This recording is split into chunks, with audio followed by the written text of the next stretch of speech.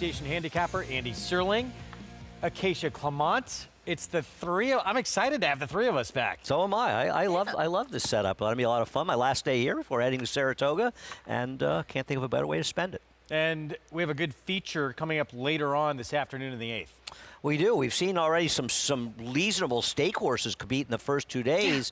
And while we lost a player in that race in Train the Trainer who had won the Mike Lee, I'm interested to see what Sand Devil does, and particularly interested to see if he can get out of the gate, because he just didn't get out of the gate last time.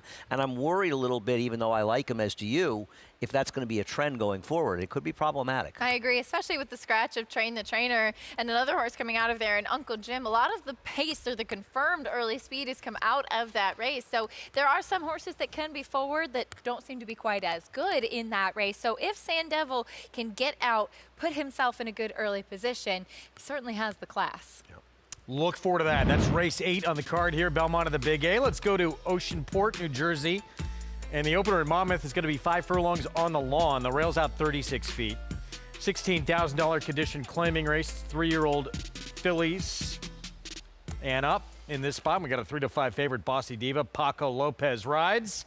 Let's check in with Paul Duca for more as we get set to kick off the card from Monmouth. Yeah, got a good 8-race card here at Monmouth Park in Oceanport, New Jersey here, Greg. And it's actually pretty cold. It's like 71 degrees, and it's very, very windy out. It looks like the winds are going to keep up all day.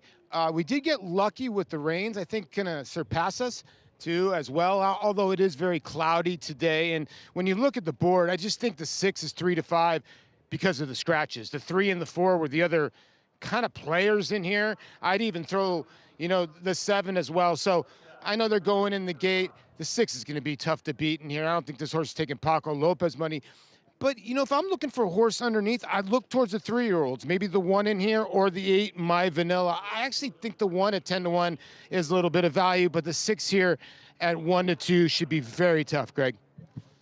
Paulie, thanks. Yeah, outside of the 8, My Vanilla, who's 0 for 2 in the money on the grass, aside from your heavy favorite, no one's been on this surface before. Matt Dinnerman with the call. Here's the opener from Monmouth. Good luck. Friday racing at Monmouth coming to you. We're ready to go.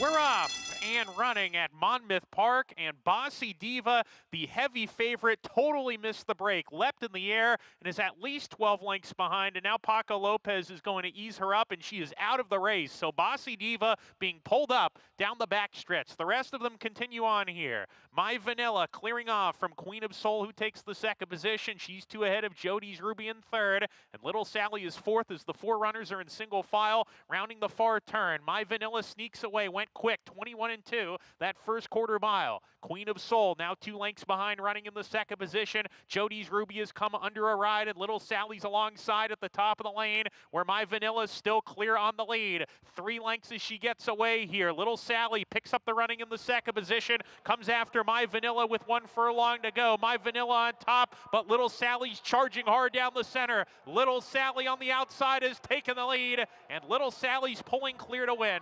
Little Sally by 2 lengths at the finish. My Vanilla was 2nd best. Queen of Soul snatches 3rd. Jody's Ruby was 4th. Huge favorite, leapt up at the start, maybe looked at to see if that horse is declared a non-starter in here.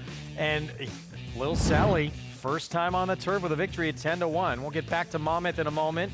As expected, that inquiry sign up as we get back to Belmont of the Big A. And race 3 starts a mandatory pay pick 5, 6 furlongs, New York Preds. Maiden special weight as you look at Chris's song for Linda Rice. Yeah, I took Chris's song here, a horse who had real trouble in the debut back in November. But obviously, America's Back, the favorite, Acacia, is going to take a lot of beating. Yeah, originally I was going to try to beat the favorite with a first-time starter to the outside in the 9, but that horse scratched into this race, so I defaulted into America's Back. This was a horse who was chasing Train the Trainer last time out. He would come out of that race to win the Mike Lee. We won't see him later, but off of that race and the race 3 back, America's Back is certainly the one to beat. 1-2 favorite with that Mike Maker 3-year-old. Let's go downstairs, check in for the first time today with Maggie Wolfendale. And guys, I have no problems with your favorite in here, America's Back, but I do think number 8, Chris's Song, is really interesting here in this spot as he does get that total makeover, coming back now as a 3-year-old, a horse whom, as Andy mentioned, had trouble, but also, I think it was almost, him doing it to himself in a way, because in the preliminaries, he was so green. He was bad to saddle. He was green out on the racetrack. And so we see the regrouping process, i.e. coming back as a new gelding, getting Lasix, and has done the world of good. This horse was quiet as a church mouse to get the tack on. When he got out here on track, Jose Lezcano took him away from the pony, and it was just this good forward focused energy today and was moving brilliantly over this Aqueduct main track. He looks fit, he looks ready to go, and look for him to put in a lot better effort at second asking. Will it be good enough though, Greg, to take down your heavy 2-5 favorite? And we will find out in a moment here. Thank you, Maggie. Linda Rice, Jose Lezcano, Chris's Song, the 8. New gelding getting Lasix for the 3-year-old debut. 5-1 here on the outside, but a formidable favorite. America's Back 2-5 with Ricardo Santana Jr. Yeah, I don't have an argument. It'll be interesting to see how the race plays out because Roofer, the 6, has some speed. So does Ricardo want to have that horse in his flank, or is he going to look to let that one go and try to set up shop outside of him? He does have plenty of early speed, and America's Back has shown he can be effective in kind of a chasing position. Chris's Song very acting up a lot, and the gait in that debut as well seems like so far so good, coming back a little bit more mature as a 3-year-old. Chris's Song last to load from that outside post. Our first live action of the afternoon again starts this mandatory pay. Pick 5. Chris Griffin, the call. Goes in. All set. And they're off. Slow start there for the Craftsman, the early trailer. Roofer right out to the front, and Roofer is up by 3/4 of a length. Taps on the brakes, has an easy lead so far. Chris's Song in pursuit towards the outside. America's Back is in between horses now as a shared 3rd and 4th with At the Rail, College Hunk. Towards the far outside, Orange Cap is Sanzio. The 2 trailers, Anmolo, and slow starting the Craftsman. Roofer and Ruben Silvera into the far turn, 22.57 for the opening quarter mile.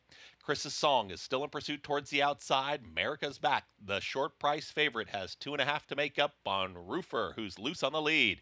It's Roofer approaching a quarter mile left to go, is trying to extend the margin. Here's America's Back. Ricardo Santana Jr. now tips to the outside, trying to run down Roofer. Roofer has the lead. Can Roofer hold off America's Back, who is in pursuit? Is not cutting into the margin yet. Roofer has a final furlong to get. America's Back has got to go now. Roofer is still in front, a 16th left to go. America's Back won't catch Roofer.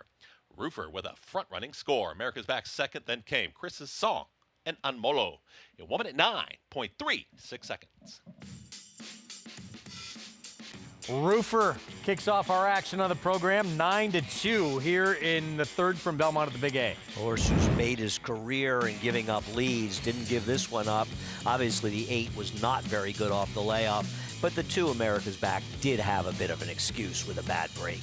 Yeah, not the best start for him, kind of bumping into some other neighbors there at the start for America's Back, and so then got a little bit keen there early on in the race. Ricardo Santana had to take a pretty strong hold on him, and then when asked in the stretch, Roofer, who, as you said, has been caught in all those times that he's shown that early pace, he had enough left in the tank today. I thought he was with the flow of the racetrack 2 starts back, but hey, he got to the front and he never looked back against this group. Let's go back to the beginning. Keep your eyes on the 2 in here. Slams with that horse next door, gets bumped around a bit. 6-2, 8-4 finish. Yeah, really much the architect of his own demise in this race. Tough to see Roofer wiring the field given his subsequent form. Maybe speed's good today. So Ruben Silvera, Mitchell Friedman, owned by Richard Greeley, 3-year-old son of Honest Mischief. And a big upset. 9-2 is going to play a lot bigger, beating a 2-5 favorite to start this mandatory pay pick 5. If you had it, well done. Obviously, long way to go, but that's the way you like to start. Well, these prices coming up in a moment. Back at Monmouth to kick off their card. Start was even worse for the odds-on favorite in this race, and that was the end of things for Bossy Diva as an odds-on choice. Little Sally with the upset. Yeah, I mean, listen, obviously Bossy Diva had the turf experience, but the race was over for her at the start. This horse, Little Sally, she did have plenty of turf pedigree. Yeah, the dam was a 5-time turf winner, 7-time winner on synthetic as well, and took a while for them to try the turf with this filly, but clearly she handled it, running down My Vanilla at a big price. And as bad as that start was, looked at it, declared a starter, so it was As long as she's upheld. given a fair stance, Yeah. that's fine. She just once again did it to herself. Picture time for Roofer back at Belmont of the Big A. Again, Ruben Silvera, Mitchell Friedman teaming up for the win with this 9-2 shot, beating the 2-5. America's back. So significant upset to start this mandatory pay pick 5. We have the pick 6 coming up next. And Mitch Freeman keeping his streak alive of not seeming to ever show up in the winner's circle when his horses win. He's probably here, though. He usually is. Usually, Roofer with that Superstitious, maybe? early speed gets at the victory here. And yeah, this is a horse that, as we've talked about, has been on the front end and has been pretty comfortable in some races in the past, only to get run down. Opened up by 4.5 lengths, 2 back to be caught at the wire. This time looks like the same thing might take place, but it enough left in the tank. He's going to slip back to that left lead in the stretch, really kind of trying, and he actually finds a bit more when he does that right there, and he accelerates away from the competition. So a nice performance at a price today as well. So it's Roofer with the win here, race 3. We'll take a look ahead to the pick 6 starting in the next race. $11 for the victory. 6 to 8. 50-cent trifecta comes back $9. Well, they were the only 3 taking any money. Race 4 starts the pick 6 sequence, mile and an eighth on the grass. New York Breds, $50,000 maiden claiming event, powered by Cole. I would think the likely favorite at post. I guess Patronage going to take a lot of support as well. Yeah, an intellectual taking early money is co-owned by My Racehorse, which we usually do see those horses take a lot of early attention. Gonna look at the field in a moment. Our Fox Sports 2 coverage begins in just a couple of seconds.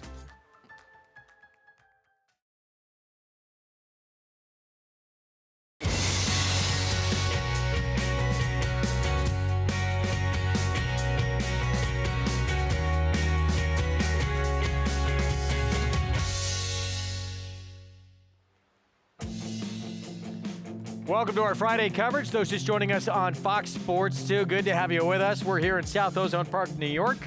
Final weekend of action, Belmont of the Big A here downstate before we head up to Saratoga next week for that July 4th weekend. And some big races to come. Greg Wolf, New York Racing Association handicapper, Andy Sherling, Acacia Clement. We're going to be on the desk the entire way. We have Maggie Wolfendale downstairs, and we have a good feature coming up later on this afternoon. Talented New York bred Sand Devil in a spot with a lot of talent in this race. Yeah, I mean, you've got a horse on the layoff that could be dangerous in here. A horse on the outside that would recently run okay that you and I aren't particularly fans of. But it all boils down to Sand Devil. He's got to get out of the gate cleanly because his blast race could be a negative sign for him. New York bred stakes winner. He was second in the Gotham, a horse that obviously has a lot of talent. I actually like a little bit of the turn back and distance for him, but with the scratch of Train the Trainer and even Uncle Jim, does take a lot of the confirmed and talented speed out of the race. So we'll see how it does play out, but certainly an intriguing race. You even mentioned Vekoma Rides, very interesting horse, but does have a big layoff to contend with. Yeah, it looks like a 15-to-1 shot, 20-to-1 shot of the speeds now. Meanwhile, Vekoma Rides, 3-year-old debut coming up for this John Kimmel 3-year-old who has shown some talent, obviously precocity. He won first time out by 5 lengths. Yeah, and then they sort of threw him the Wolves, very short rest in the Champagne. A much better effort 4 weeks later. The National went second in a fast race. His trainer, John Kimmel, though, not a trainer that has particularly good numbers off a layoff, suggesting this horse might need a race. Ran exceptionally well, finishing second behind Studley Do Right, a horse that certainly has his own fair share of credentials too. They haven't seen him since November. Andy mentioned the stats off the bench. That's always a question. And now he's stepping up, making the first race of his 3-year-old season. Has he taken a step forward as well? That's our feature. Good one at 7/8 for this group of 3-year-olds. That happens 4:43 Eastern time. We'll have that later on. Part of our Pick 6, which is coming up next, about 21 minutes away from the first leg of the Pick 6 sequence. Here's what's ahead presented by Claiborne Farm. Fast and Firm here in New York. 5th will kick off the late pick 5. That 8th we just talked about our feature. We have coverage all day long from Monmouth as well. Paula Duca stationed out in Oceanport, New Jersey, where they are fast and firm, rails out 36 feet on that turf course. You can play it all by getting signed up with Now Our Bets. The offer for new members, there it is, $200 deposit match. Sign up bonus when you punch in that code, bonus 200 at sign up, and bet any track, anywhere, anytime at NYRABets.com. So Pick 6 begins going along on the grass. New York breds in a $50,000 maiden claiming race. Mile and an 1/8 on the turf. We'll talk about that more in a moment. We'll talk about the progress of the brand new, beautiful Belmont Park set to open in fall of 2026. We'll give you all the latest on the construction when we come back. It's America's original sport, and no one covers it better than americasbestracing.net. From the sport to the lifestyle, the best races, horses, and destination venues, cocktails, gambling, fashion, and more. americasbestracing.net is a sport for you.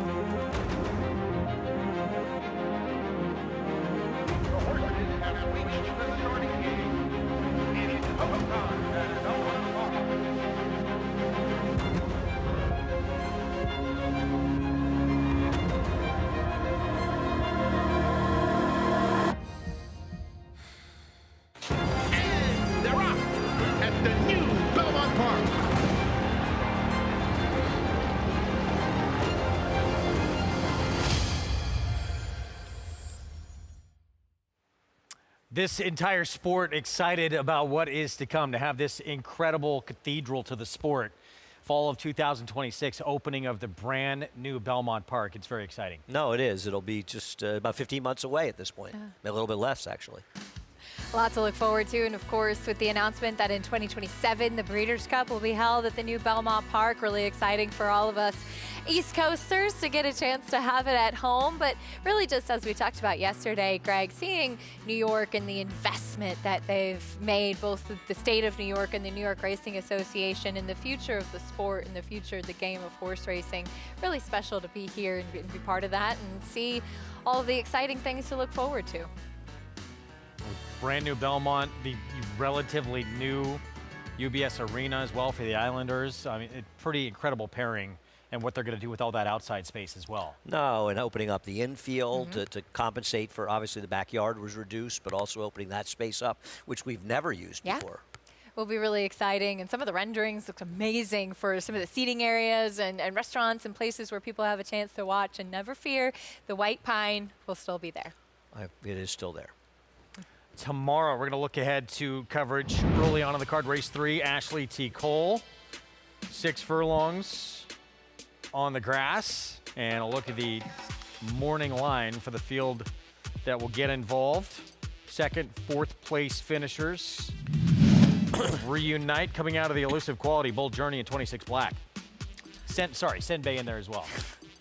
You know, I mean, a little respect for the person who named Senbei, please. I made that mistake once, and I've been paying ever since. I think the real question in this race, Acacia, is the general lack of speed, which I think is very much going to help 26 black. Can Senbei find that speed he once used to possess? He used to have it, and he's a funny horse. He used to go out to the front and run on dirt as a 2-year-old, and now he's turned into a closing sprinter on the turf, coming back this year, and what he's done 5 and now at the age of 6, but he's really kind of found a new home. But yeah, it's in there somewhere. That was productive start off the bench, though, wasn't it? Yes, certainly. I mean, it was a blanket finish for second there. My Boy Prince ran pretty well, actually, going into the Grade 1 Jaipur. Following that, the horse that won that race. And I think all of those horses behind, Senbei, my 26 black included, they were coming off layoffs and could move forward. Yeah, I think if everybody runs their best race, then Senbei's going to win. I don't say that just because, you know, he's your pet, but I think that we both agree he's a really good horse. He's a little unreliable. That's the problem. He is sometimes not the most consistent. Yeah. Meanwhile, Run Curtis Run will be making his 3rd start of his 6-year-old campaign for Mike Maker. I think he's just too slow to win this race. Now, if they can find a way for him to be more forward, maybe that'll increase his chances. But really, he's a horse that's turned into a deep closer. He's also a horse that's, I know he's moving outside here and he ran okay. Some of his better efforts seems when he saves ground as long as he possibly can. I just think overall the others are better than he is, but in a small field, he can't be totally discounted. He's dipping his toe into stakes company, and he hasn't been running against the quality of which some of the others have, running against stakes company, even open stakes company as well. It is interesting. Of course, the Ashley T. Cole used to be a long race on the turf, and so cutting back, and it's actually a good opportunity for some turf sprinters. Well, it is kind of crazy that we've never had any turf sprint stakes for the New York breds, considering how many good ones we have, and I think it's one of the changes that our new racing secretary, Rob McLennan, we announced today he's also going to be the race secretary at Saratoga as well. I think it's one of the things that he absolutely wanted to do, give the turf sprinters a chance, and that enables this stake to be run and also Sunday's stake. Have that again for you early tomorrow on coverage. Race 3 on Saturday. We'll look ahead what's to come next week when we head upstate to Saratoga, July 4th Racing Festival from the Spa. Stay with us. Some fireworks early on at Saratoga when we come back. And they're off at the Naira Benz Haskell. In the Belmont Stakes at Saratoga. Dornock setting up moderate pace, 3/4 of a length ahead. As the field turns for home. They're at it again. The 2 Belmont first and second place finishers. Mind frame on the outside. It's coming after Dornock. Dornock wins the Haskell. It will be Dornock to win the Belmont Stake. Horse racing? Check. Weekly promotions? Got 'em. Huge payouts? You bet. With Naira Bets. Download the app today and bet on any track, anywhere, anytime with live HD horse races, betting tips and tutorials, expert picks, and more. You bet with Naira Bets. Join now for a new member bonus at NairaBets.com.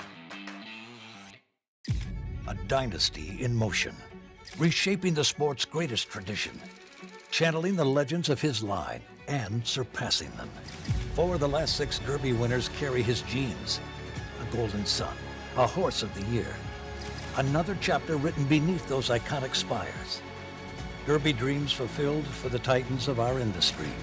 From authentic to sovereignty, a legacy both real and supreme. Into mischief.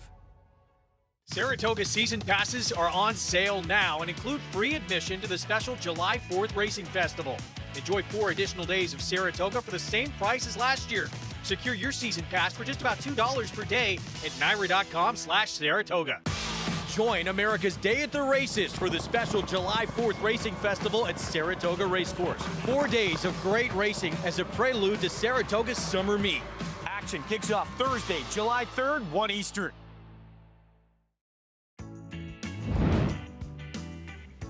Back in our Fox Sports 2 coverage, we get set for an early pick 4 at Monmouth Park. 2-turn mile, $8,000 claiming race. Now winners of 4 Life, the condition. And an odds-on favorite, again, Paco Lopez. He was on the huge odds-on favorite in the opener that just did not get out of the gate. Here's Midnight Onyx at 2-1. Sorry, I'm a little behind here in this depleted field. I guess this horse Contender likes to be second more than win. Here's Paco Lopez on Admiral's Wave. The favorite, second last time out at comparable level of competition. Magical Road comes in off a win. Got the win last time out, had to drop down to do it, and comes back, I think, at a proper spot. Like Believing in Magic, Kathleen O'Connell trains and comes off a victory as well. That was in the non-winners of 3 condition, but does have plenty of early speed. I thought that horse could wire the field in here. Given Absolutely. the scratches, I guess only Midnight Onyx can really keep the horse honest. But as usual, and listen, obviously Admiral's Wave can win, but they just can't bet enough on Paco Lopez. As usual, yeah, back down to 4-5. Let's go to Paul. Yeah, they can't. I mean, he's 4-5, excuse me, again today. And, you know, when you look at the 3 and the 4 in here, they're horses that do, like you said, finish second more than they like to win in here. But I do think the 4 is the one to beat based on, you know, his last couple races. But, you know, you guys mentioned the outside horse at 7-2, and that's like a Believe in Magic for Kathleen O'Connell. Did wire a field basically last time out at 2-1. Since they've taken the blinkers off, horses excelled a little bit, and I think the rider change was huge from Cecily Evans to Sammy Marin. So the 8, I think, is a major player. I'm going to land on the 3 in here. I thought Midnight Onyx looked tremendous on the racetrack. And, Greg, this horse did not get the best of rides last time from Geron Barbosa, who's a young rider, now gets Sammy Camacho. I just think that, you know, you're getting a good value. You know, the 4 is another horse that doesn't really love to win races at 3 for 33, so I can't take really the 3-5. So I'll land on the 3 in here with Midnight Onyx. All right, Paulie, thanks. 5-2. There is Midnight Onyx, 5-year-old, who was a 3-time winner and been in a lot of runner-ups, too. 7 runner-ups in those 27 tries. As we bring you the post parade, right-hand side of your screen from Belmont to the Big A, start of this pick 6. Dancing in the Park leads things off. I guess you could argue a positive rider change, perhaps Ricardo Santana, though I don't know what you can do with a horse who's never run well in the surf races. Kiss Me, Hold Me, Thrill Me, 9-2. Gets back to the turf. He ran fine 2 starts back. A horse that I think would have to take a step forward. Doesn't have much speed lately either. Favorite went by, powered by Cole. Yeah, you like this horse more than I do, Acacia, but I guess in this field has to be the horse. 3-5? Classic Martini oh, no, at a that's price. Monmouth odds. Oh, okay. Ooh, oh, thank you. Classic TVs. Martini switched to the turf last time, did no running. So Intellectual, and here's Blue Pill. Horses, excuse me, dropping back down in class, but even a for 52 back didn't do much. Patronage, Mike Maker, Just 6-1. so slow and feels like just they kind of dumped this horse in Florida and can win, but it's not been in good form. And Brenchley, I believe, went by. Here's the 9, Jovius First. I like Brenchley. I don't like Jovius First, who can show some speed, perhaps. Yeah, 20-1 from that outside slot. Loading up Monmouth race 2, 3-5 favorite. Short odds-on number again with, as usual, Paco Lopez on the 4 Admiral's Wave for the Juan Avila barn. Let's go to Matt Dinnerman. Like Believing in Magic goes in. We're ready to go. And Lera from the inside. Midnight Onyx wins the start. Admiral's Wave right with him. Like Believing in Magic moving forward deep on the course, and he snatches the lead away. So it's Like Believing in Magic on the lead here. Midnight Onyx takes a hold. He'll track in second. Admiral's Wave outside of him in a space of 5 to Magical Road, who will attempt to do his best running later. Around the clubhouse turn, Like Believing in Magic settles in a good rhythm. Leads by a neck, but Admiral's Wave wants to go, and he moves up to come and challenge. These two locking horns down the backstretch. Midnight Onyx happy to track, and he's going to let the other two kick on here. They've opened up 3 on Midnight Onyx, and he's 5 clear of Magical Road, still at the caboose of the field as the 4 runners are strung out. Admiral's Wave taking it to Like Believing in Magic. And these two are head and head as they hit the half-mile pole, and they streak 7 or 8 lengths ahead of Midnight Onyx, who's retreated to the back with Magical Road. 2 pairs as they go into the far turn here. Admiral's Wave at even money, putting away Like Believing in Magic, who's under siege now, losing position, losing contact with Admiral's Wave, who kicks on, and the yellow blinkers. Admiral's Wave, 5/16 to go. He's opened up to a 3-length lead on Like Believing in Magic, who calls it a day. Midnight Onyx claiming the second position, trying to reel in Admiral's Wave, who went fast early. Let's see how much he's got for the stretch. Admiral's Wave off the turn, 2-length lead. Midnight Onyx on the outside, chasing hard with 1 furlong remaining. Admiral's Wave is asked to go. He's asked to finish now, and he has another kick for the final furlong. A 2.5-length lead once again as he puts away Midnight Onyx. Admiral's Wave, Paco Lopez always had this one measured here. Admiral's Wave in the center of the track wins it. Midnight Onyx second. Like Believing in Magic third. Magical Road was last the whole way around. Paco Lopez on the favorite. Admiral's Wave looked for a moment like he was going to get swallowed up by that 3, but that one wound up flattening out. And the big favorite to win. Back here, Belmont at the Big A. And this is a look at the 8 here. This is Brenchley at 9-1. I like Brenchley today. Now I have absolutely no idea in this back race. to the barn, yeah. So Brenchley late scratch coming out. Well, I'll scratch into the 7, who is very hard to defend. Who is going to be in another zip code early. Well, the pace is so slow, he might only be 10 lengths behind. I mean, I think Might that's not what helps actually the be 3 that in this far race, back. powered by Cole, if they're aggressive. But I guess it's not a question of how good you are, Keisha. It's a question of how good you are relative to the field you're running against. Oftentimes, that really is the biggest question of who they're facing. And as far as powered by Cole, I certainly don't love him at a short price, and kind of sucked up for third last time out. The short comment says 8 wide, but I thought he just tipped out late in the stretch. I don't think it was anything that really impacted the running of his race in there. And he's a horse that, as Andy mentioned, has been more forward, not necessarily on the lead like 2-back, but just in general more forward into the race. And I think we saw last time out Jose Lezcano drop into safe ground. Probably will be a bit more aggressive with him today. Yeah, it's a good race from to try to wire the field. He was he was on the rail almost the entire time, and certainly inside when it mattered. He's the 3-2 favorite. That 3 trained by Mark Hennig. Let's go down to Maggie. Yeah, he makes a lot of sense in here, powered by Cole. But let's take a look at a horse who is doing something completely different than what he did first time out, and that's number 5 in here, Intellectual, whom I wrote in my notes looks like a turf horse just through and through. I mean, he has a massive flat foot on him, very slack pasture, and so this is the right surface for him. I'm not sure about the distance, though. This is a big jump for a horse who, at least as far as his physical stature is concerned, he's quite small, and he's also quite built downhill, you know, more of a sprinter type of frame. But I will say this, he comes back off the layoff. He's a lot more fit looking than what he was first time around, but also he's just a lot more relaxed. And so if you're going to try a longer distance, you want a horse that's a bit more settled than maybe one that's about to sprint that is acting more aggressive. aggressive. Moving on to number 2, Kiss Me, Hold Me, Thrill Me.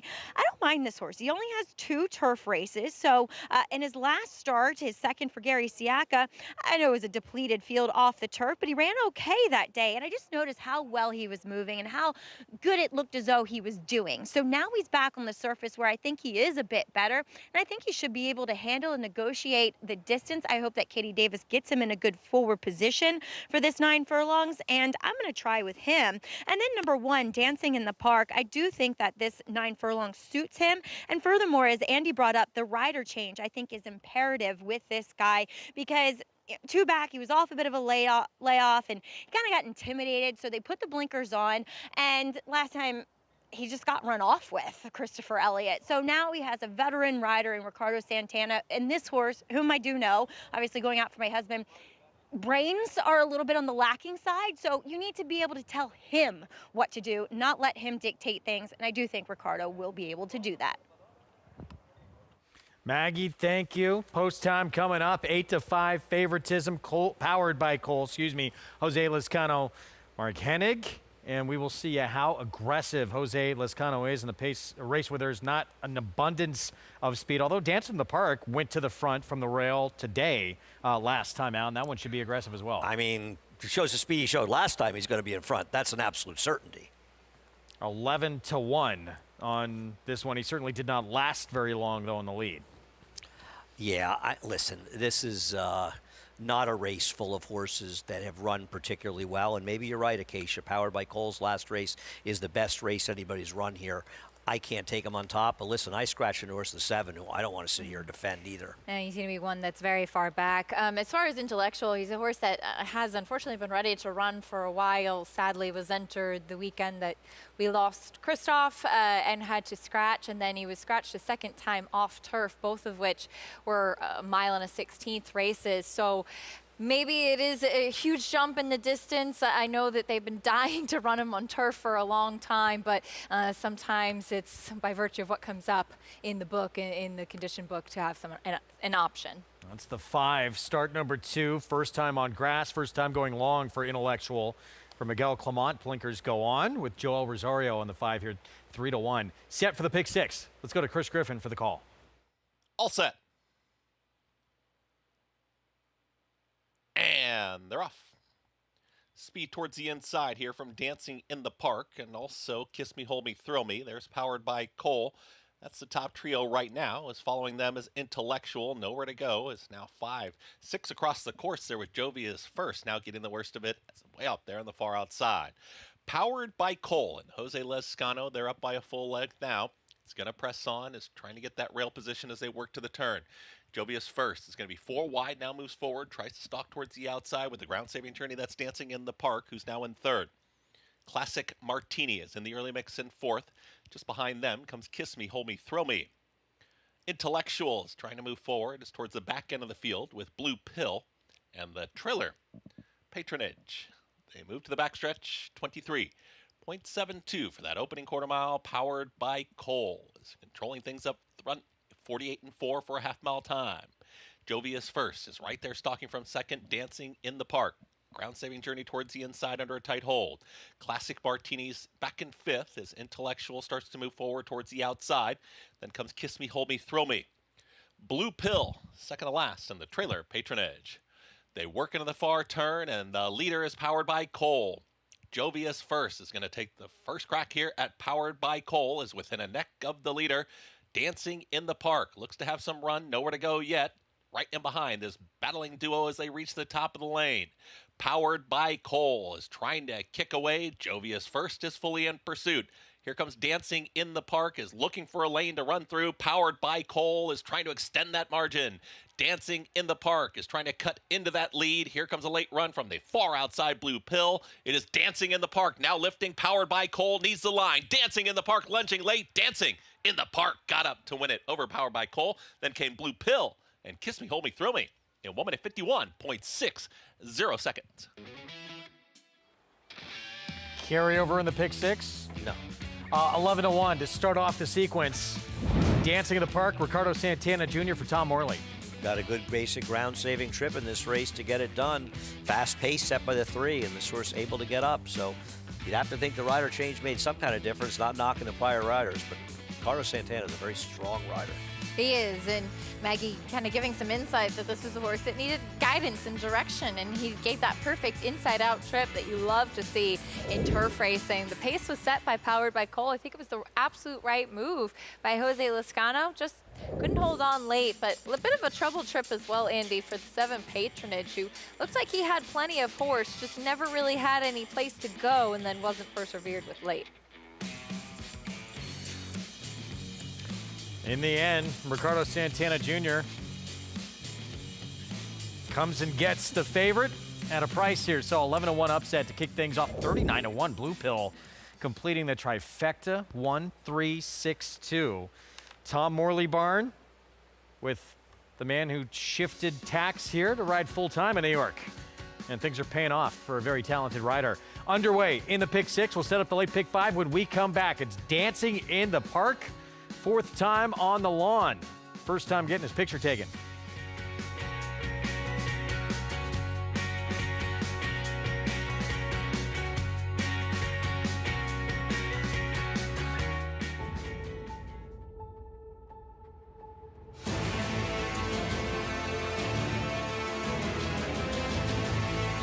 They come on for the finish in the Pilgrim Stakes.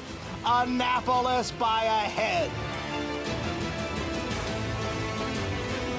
It is Annapolis in front. It is Annapolis to win the Coolmore Turf Mile.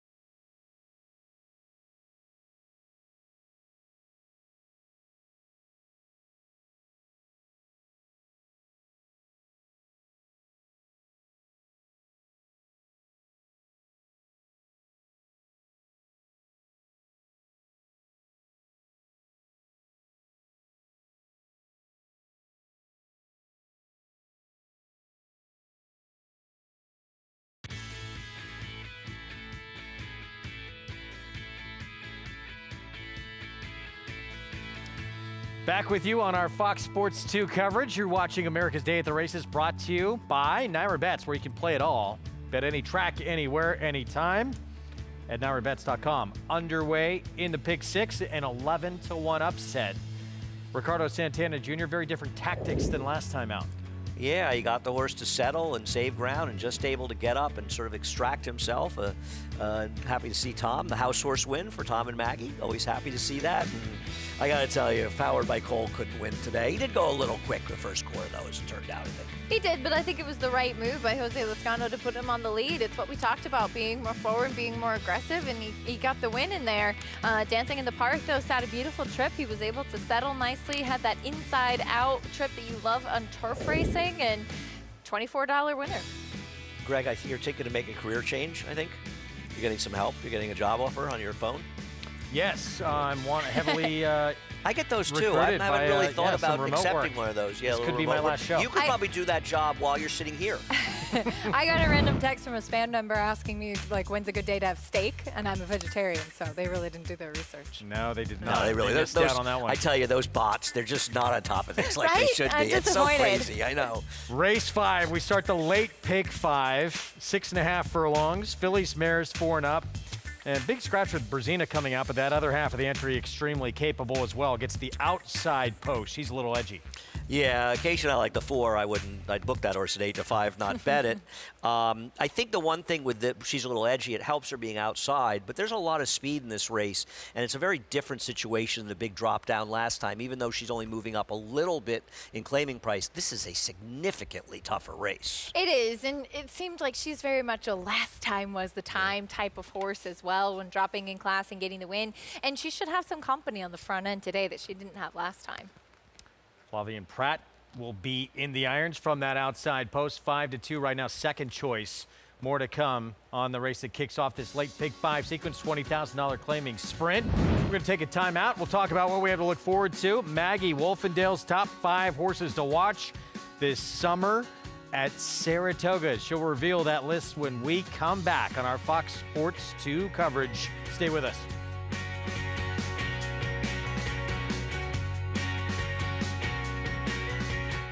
The sun shines bright on Caraconte. His first crops of racing age are showing brilliance on the racetrack with a high percentage of stakes winners. His versatility is evidenced by winners on all surfaces across the globe. She feels more than pretty. She feels fantastic.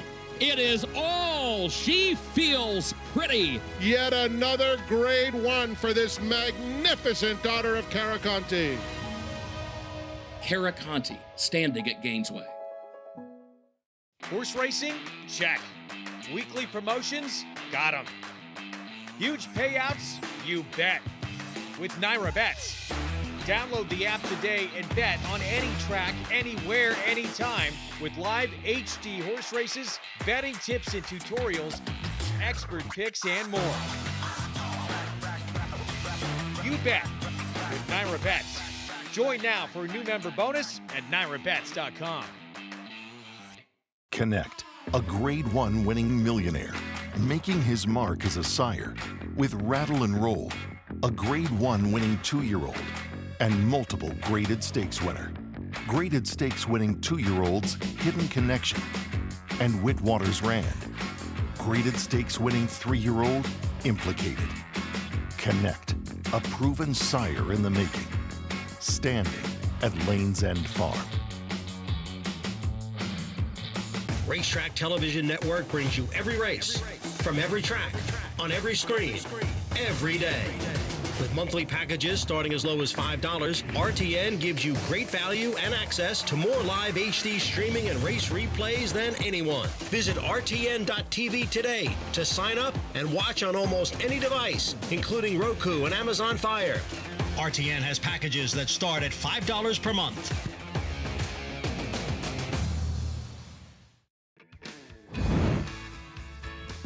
Good to have you with us on America's Day of the Races. This will be the scene next week.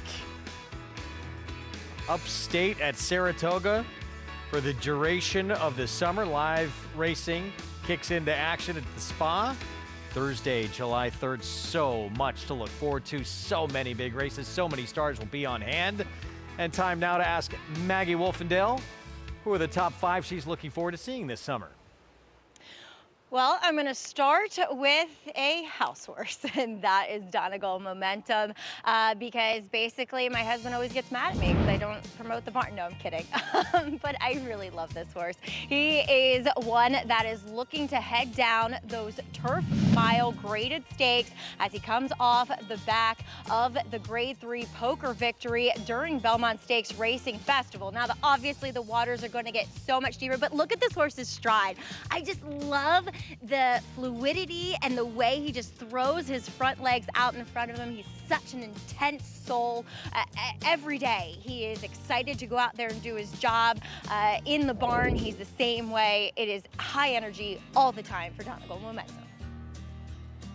Number 4, Mindframe. Obviously, we'll see how he does in this Saturday's Stephen Foster, but he's a cool horse in that what distance is best for him. So he's going to stretch things back out to the 2 turns this Saturday. But if that doesn't work out, you know, you think of a race like the Forgo, where obviously he's proven to be effective at the 7 furlongs. But then if it does work out, you have races like the Whitney. And for a horse to perform as well as he did, lacking in such experience last year as a 3-year-old, I think this year he really could stamp himself as a leader of either of those divisions. Number 3 is the blue-collared, venerable Bookham Dano. And he's a horse that, you know, has such enthusiastic and humble connections and Atlantic Six partners for Derek Ryan, who has done right by this horse from the word go. The temptation to put him on that Derby trail and stretch him out, well, he looked the other way and kept him sprinting, and it has paid off dividends. Such a cool horse that hopefully we do get to see in possibly the Vanderbilt coming up on July 19th. Obviously loved the Spa. I'm going to keep it with the girls for my top 2. 3-year-old filly, Nitrogen. She's 5 for 5 this year, getting the win in that off the turf Wonder Again, and looking beautiful over the wet going. She really relished that, but I think we're going to stick to what has worked in the past with her, and that's on the turf as she headlines the Belmont Oaks coming up next weekend up at the Spa. But such a consistent performer. Every day she shows up, brings her lunch pail, and you just watch her races, and it's just like, you know, she's going to win, and she knows she's superior too. And while I am excited to see Sovereignty, don't get me wrong, let's give it up for some more female action. She feels pretty. How dominant has she been in her 2 races this year for Cherie DeVoe, winning the Grade 1 New York last time out. She won the Grade 1 Modesty, Churchill Downs on Derby weekend. She has captured 4 Grade 1 so far in her career, and I love the partnership between her and John Velasquez.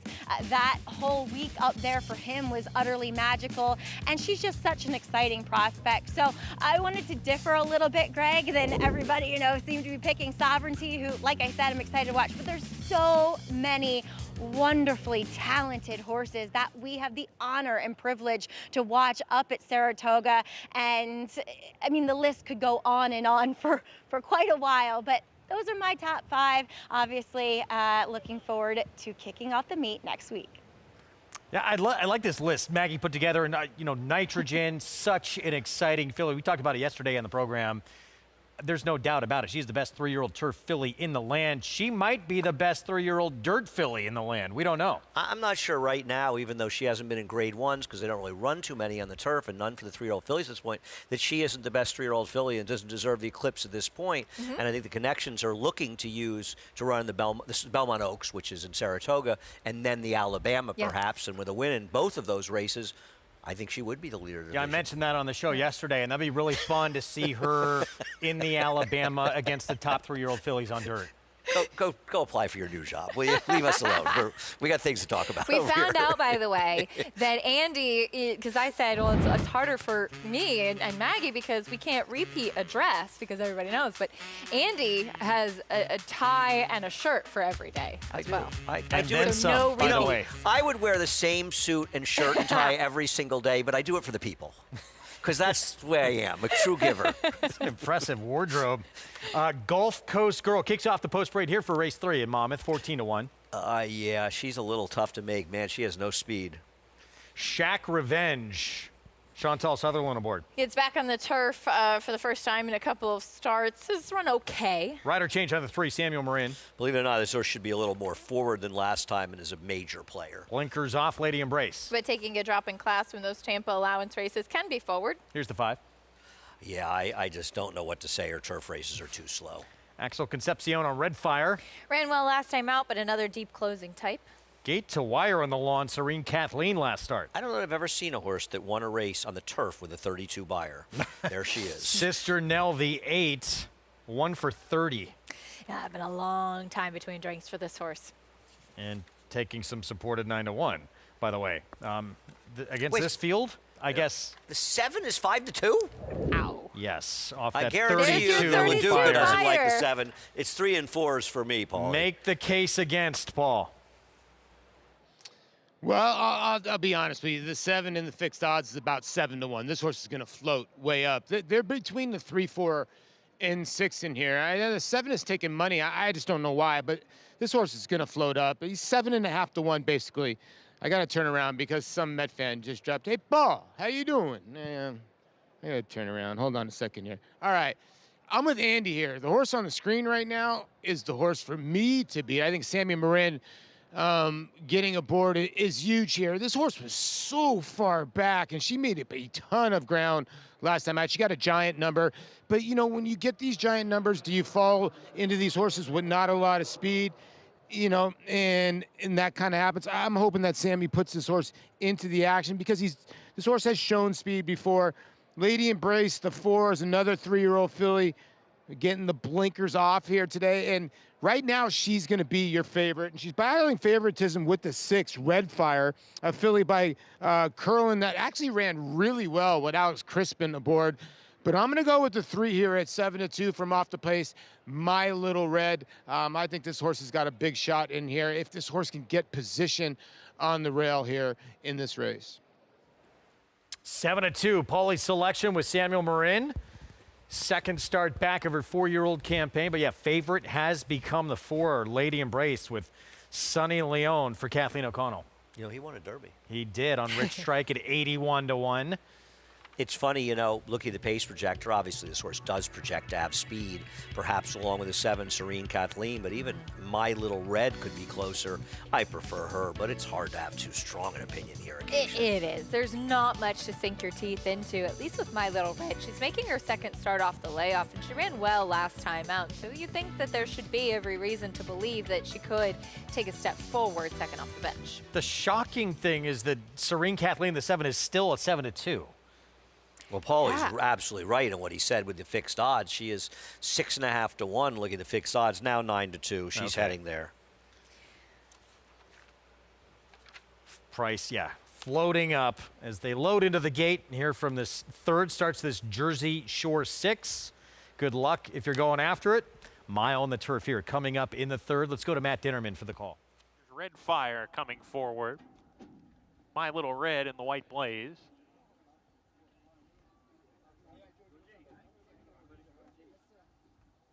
Serene Kathleen coming up. They've loaded My Little Red.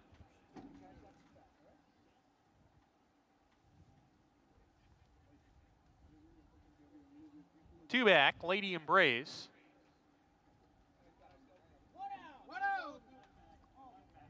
And to the outside post, Sister Dell. We're ready to go.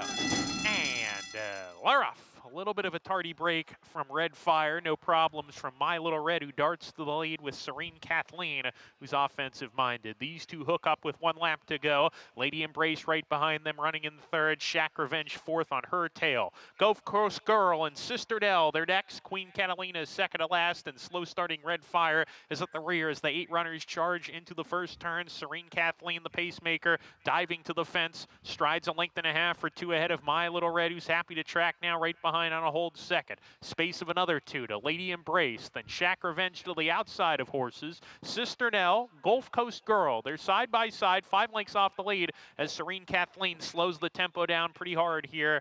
Serene Kathleen getting a breather with a clear time of it on the lead. We come back in the field to Red Fire, is second to last, 2 ahead of Queen Catalina at the back as they're halfway home. Serene Kathleen with things her own way on the lead here, a length and a tail ahead. My Little Red closer in second. Shack Revenge into 3rd as they go into the turn. Lady Embrace 4th down inside of horses. Sister Nell racing alone, now clearly into 4th as I say that. She's 4 lengths off the pace. Red Fire's come under a hard ride, not picking up the pace with Gulf Coast Girl, and Queen Catalina still trails as they round the far turn, approaching the top of the lane. Serene Kathleen, Shack Revenge, they are even. Shack Revenge was 3rd on the backstretch, turning for home, has a neck in front of Serene Kathleen as they wheel for the judge. Shack Revenge, neck in front of Serene Kathleen, who's struggling to keep pace. Shack Revenge, 1 furlong to go, a 2-length lead. Her only danger is Lady Embrace, who's charging down the center of the course. Shack Revenge on top. Shack Revenge gets it.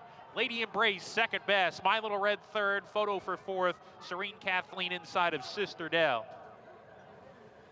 Shack Revenge, Chantal Sutherland won Avila with a win here in the third from Monmouth. We'll give you those prices momentarily. Back to Belmont of the Big A, late pick 5. Here we go. 6.5 furlongs, $20,000 claiming race. Already an 11-1 start to the pick 6. And here's the remaining half of the entry. Pratt outside on She's a Little Edgy. I mean, obviously not impossible, but she's a better horse when she's forward, and I think you're going to see a lot more pace than last time. 3-1. Second choice on the board. Meanwhile, the 2 and 2B, they'll break third and second to last outside. Here's Icy Reply. Coming off back-to-back voided claims, and this one also has a layoff to contend with. Excuse me, middle of the field. There's two more I missed there. The other half of the entry, Jackie the Joker. Well beaten by She's a Little Edgy last time out. Here's the rail runner, looks first. You know, I know she was with the track last time. I will say one thing. This one's getting a giant rider change for a long shot if you're looking for one. Killy start, a barn that's made an incredible immediate impact. Stephen Shower. I agree. It has very strong numbers off the claim. I thought this horse was interesting at a bit of a price. She's taking a ton of money on the board. Jose Lezcano on Gone and Forgotten for Linda Rice. A horse that I think is going back to a logical level. I think she's a huge price on the board. She ran over her head last time out. Jackson's Dixie deserved a look, 9-1. She does, and she should get some pace to run into. She's another player. Listen, Kate and I both picked the 4, but this is an awfully short price. Yeah. Miss Lau, it's Brad Cox second off the claim. And she's getting a drop in class. They claimed her for $30,000. I thought she didn't do much running last time out. She's a tricky horse. Follow Your Arrow, likes to be forward. She has a lot of speed, but I'm not a fan. And the 10 altered shot for the Cantermachi Barn, Joel Rosario. And taking a drop in class, cutting back in distance, plenty of change is second off the claim for Ilkay. 4 minutes away, start of this pick 5. There is the outside runner. She's a Little Edgy. Rudy Rodriguez Barn with Pratt. Let's go back to the win where she was an odds-on favorite and went gate to wire. It's just, you know, that was just I know it looks like, well, she's a 16,000 claimer. This is a 20. To me, this is a giant move up in class. I mean, she's meeting a bigger field, a field that she's not likely to be able to boss around on the front end, and if she is, she may be going too fast. And I just feel like, obviously, she could win, but there's a big difference between her last race and this one. 3-1's not a terrible price, Acacia, though, to be honest with you, but I just don't really like it. Although, you know, Acacia, she has handled the even money favorite on several occasions. She has, and she has that early speed. I think the question for Andy and I with her, though, is that is she going to have some company on the front end in here? And is she a horse that maybe just has regressed a little bit? Her form wasn't terrific when they dropped her last time out, in for 16,000. She wasn't claimed. She was a short price that day. She's 3-1 coming back in here.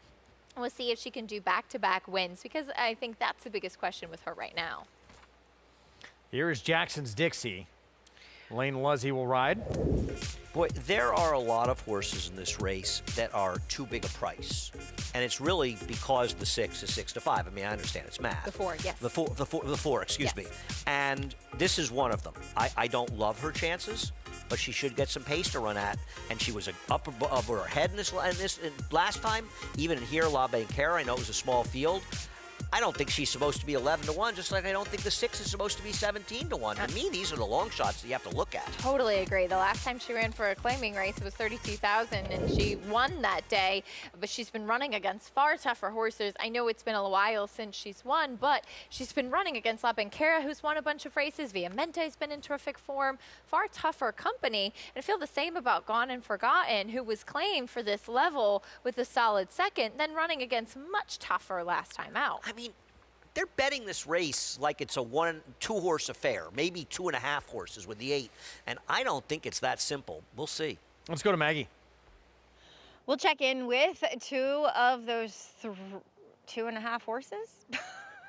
I'm actually going to pick the 1A from the outside. She's a little edgy, but I'm not going to talk about her. I just liked the speed, the outside post, and the fact that maybe she just needed a class drop to kind of get her confidence back up. But checking in with Miss Lau, you know, she is a good example of just the work that her previous trainer, Dennis Lawman, does, because he doesn't have that many horses. You know, you look at Brad Cox, and while he doesn't have an enormous amount of horses stabled here at, well, in New York, I should say, he does have a lot of claiming horses. They're in and out and blah, blah, blah. And a horse like her, she kind of thrives in that individualized type of program because she's one that strikes me as struggling to carry her weight and conditioning. And I thought Dennis did a great job of kind of keeping that on her. And not to say that Brad Cox can't get her to win here with the drop in class.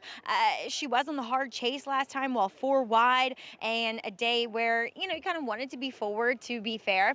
She looks good here enough. I just wish she was carrying a little bit better weight. And that's kind of always been my gripe with her overall. Now, the horse that is holding steady as your 3-2 favorite, number 4, Killy Start, again, one that a little bit against the tracetrack where she was wide on a day that you wanted to be, you know, kind of more inside speed, and no one was really able to make up ground. She looks great again. She's totally dappled. She's also moving very well over the track. You know, that was kind of what I wanted to wait and see, and how she was just her movement in the warm-up, and she's doing fabulously as far as that's concerned. But again, a very short price. How about a bomb here at 31-1 currently in number 9, Follow Your Arrow, who will come off a bit of a break. Now, she does have some speed as well, so we'll see what kind of trip she's able to pull off. But it was a contentious pace early on last time, and maybe she just needed a bit of a break, arguably against tougher horses. Drops back in here. Now, granted, she was claimed away from Bill Morey, who is very good with his claiming horses, or just in general as a trainer. But I like the freshening. Her weight looks great. At times, she's appeared nervous before her starts. Not today. Very calm and focused. I like that about her. And I just thought at a massive price, Greg, she's one that you could use underneath. Again, we'll see how the pace develops in this race, whether it's contentious or not. 31-1 suggestion from Maggie. Interesting with Follow Your Arrow, the speedster. Yeah. I think you like her more than I do. Third. I'm not knocking a big price in this race. I know the pace is the question. Like Maggie said, how does it develop, and is it going to be maybe not the best to her running style? But I did think that she was interesting, going back to a level at which she belongs. Yeah, listen, I'm not knocking anybody, especially a big price. My problems with her, and she's 30-1, you like her better, it doesn't matter, and I'm not, is that when she won, she had things very much her own way on tracks that were favoring her. But listen, this is a good race to hunt around. Maybe the 1 and 4 will combine for the exacta, but I don't know. I think it's more complicated than that. Starts this pick 5, 8-5 favorite, Killy Start. And again, the outside post, second choice. That remaining half of the entry sees a little edgy. Gate to wire last time at odds on. Tougher group today for the Rudy Rodriguez barn with Flavian Pratt. We're set. Let's go to Chris Griffin for the call. Altered Shot going in. Miss Lau, and she's a little edgy. Flavian Pratt aboard here. 2 on the day so far. All set.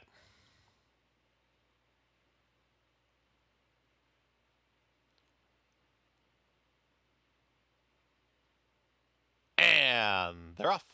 She's a little edgy. Breaks sharply from the far outside, intent on getting to the lead. She's a little edgy is right there with Follow Your Arrow. And Romero Mirage to apply the pressure, and these two within a neck of one another. A pace duel now on the front end. She's a little edgy is pushed by Follow Your Arrow, is right there towards the inside, head and head. They're followed by Altered Shot, who's to the outside here of Jackie the Joker, moves on through.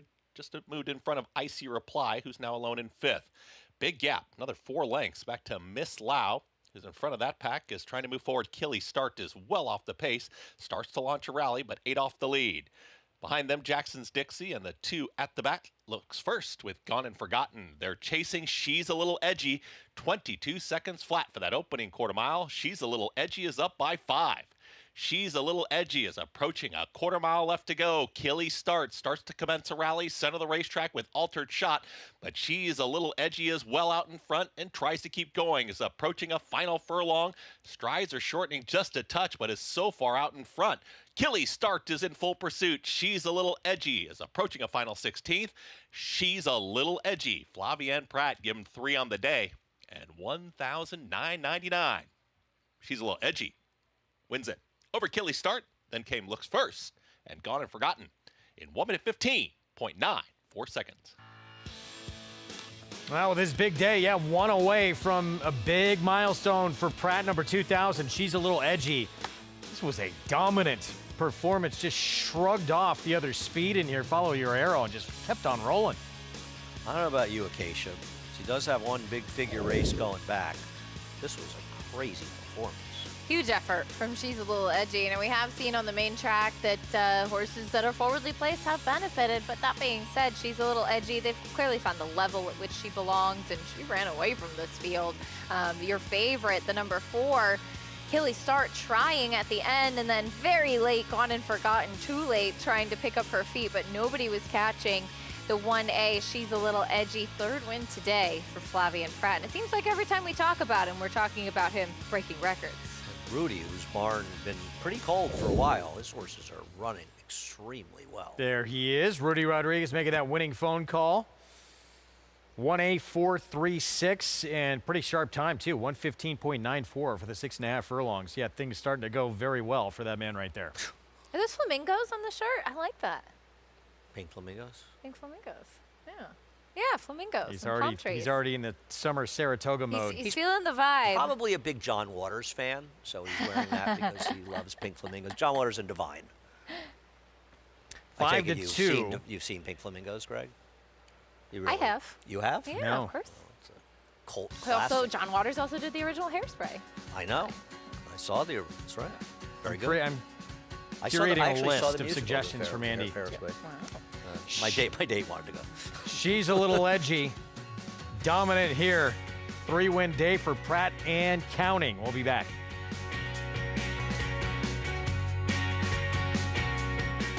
Bucaro, any day. Book 'em, Dano. Prince of Monaco in between. It's going to get very close. Book 'em, Dano. Any track. 결승선 끝까지 사전 사승 최고의 꿈 최고의 꿈 최고의 꿈. Any surface. And it's Queen Maxima in a one-horse race. She is absolutely brilliant. Queen Maxima. Bucaro, a leading sire of stakes winners on every surface from coast to coast and around the globe.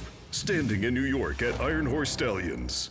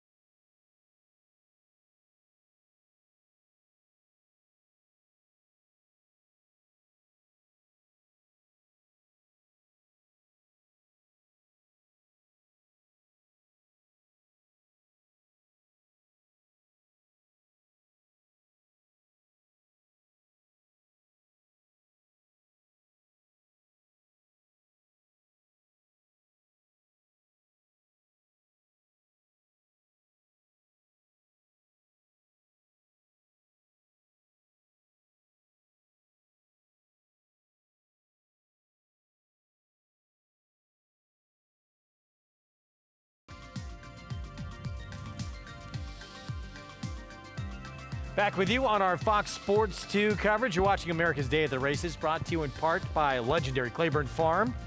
100 years of doing the usual unusually well. Underway in the late pick 5. She's a little edgy.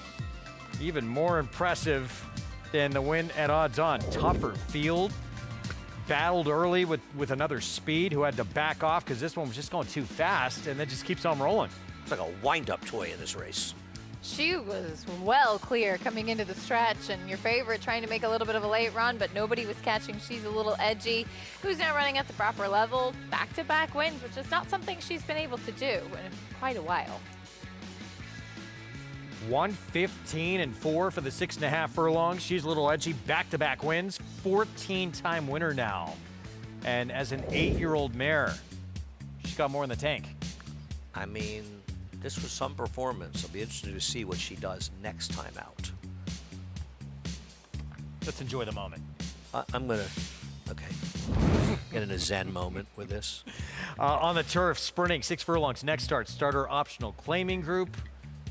And early on, Java Buzz, Rudy Rodriguez, Flavian Pratt. They have the rail, and they have the current favorite.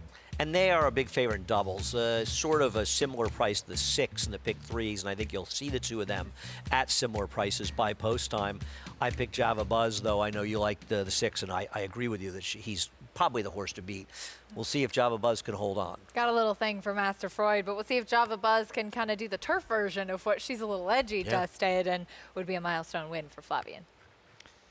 Coming up this weekend, preview some more stakes action. John Hettinger, 6 furlongs on the lawn. 3-year-olds and up. Look at the morning line that will participate.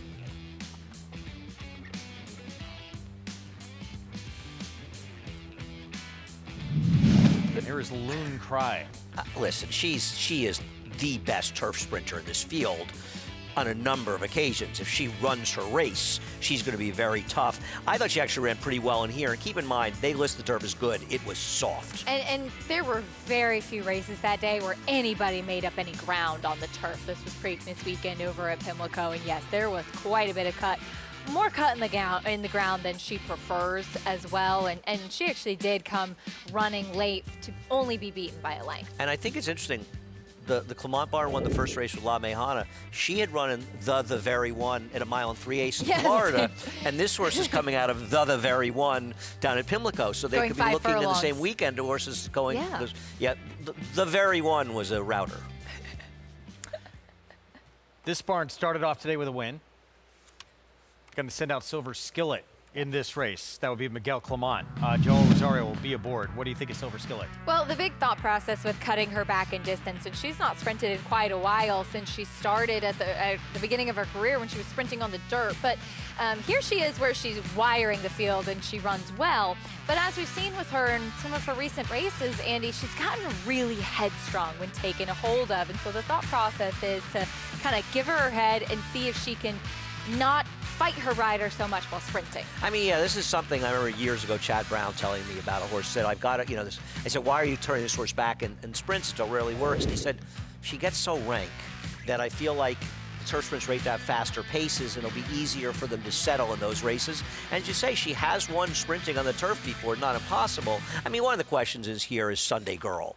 Is she going to be a turf horse? Because she was in tremendous form in the dirt before she came on the shelf. Whether or not she ends up being a turf horse remains to be seen. I didn't do the pedigree work in here. She's a central banker who, as good a sire as he is not a great turf influence, but she is very talented. She is, and she's in excellent form right now. She has speed on the dirt. See if it transfers over to the grass. And once again, as we talked about for the New York Breds, a good opportunity in a sprint New York Bred stake on Sunday. What do you think about that move? I mean, she's been so good, 3 in a row on the dirt, now taking a shot on a different surface. Well, what do I think? They put her on the shelf. They wanted to point some races this summer, and I think there's limited spots she can run. As a New York Bred, she has no conditions. She can't run against the Opens conditions. She used them up as well. So they're going to run in here, take a shot. It opens up more avenues if she can run on the turf. Otherwise, she gets a race under her belt for her next start. So I think it's a good move by the connections, win or lose.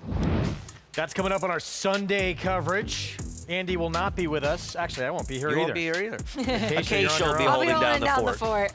Back to Monmouth, race 4, mile for New Jersey bred $10,000 condition claiming group as we look at Irish Bullum. Sorry, I got to find my PPs in the middle of it. I just didn't know if this one was good enough. Another one coming out of the Friendly Lover, as many are. Stretch out doing this. Broke his maiden going a mile in an off-the-turf race. Tried sprinting last time. Second off the claim, matter of time. And a horse that also was off of a layoff from a claim right into a stake last time out. 10-year-old, that gray Irish Meadow.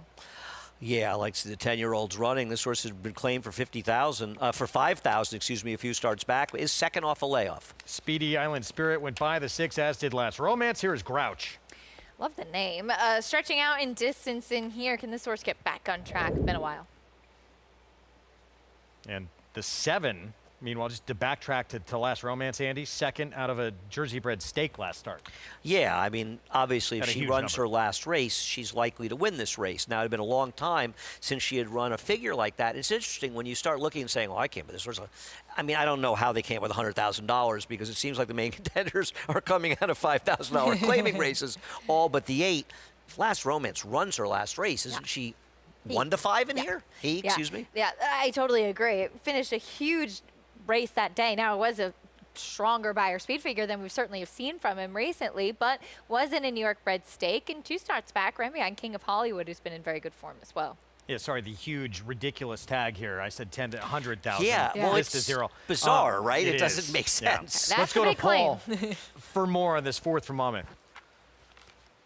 Yeah, guys, I found myself a really good spot here. You got some OTB races there. I'm watching a little bit of Belmont. And then you got the Lady Secret Bar right behind me. It's absolutely gorgeous. My cameraman, Joey, will show you. Everybody's kind of coordinated in that light blue. I will call it periwinkle for you. I think it's periwinkle on the can, but we'll have to ask Acacia on that one. Okay, when we get to this race, I like the Grouch a little bit, or Grouch, not the Grouch, the 8 Grouch in here. A 5-year-old gelding here. I just think stretching out, and if you look at this horse's stretching out distance going long, the horses run well on the turf stretching out. So I don't think the stretch out should be difficult maybe on the dirt here. Fernando Hara on the outside, I like that a little bit better than getting mixed up early. You know, you look at some of these other horses in here, the 7 is getting played, also the 2. The 2's a 3-year-old. Now you look at the 4 and 5, they're both 10-year-olds in here, and both horses that are, you know, can kind of run their races. I like the 4 a little bit better than I do like the 5 in this spot because I think the 4 is coming out of a stakes race. The 2 as a 3-year-old in New Jersey bred, you know, maybe does this horse have enough seasoning to beat these horses?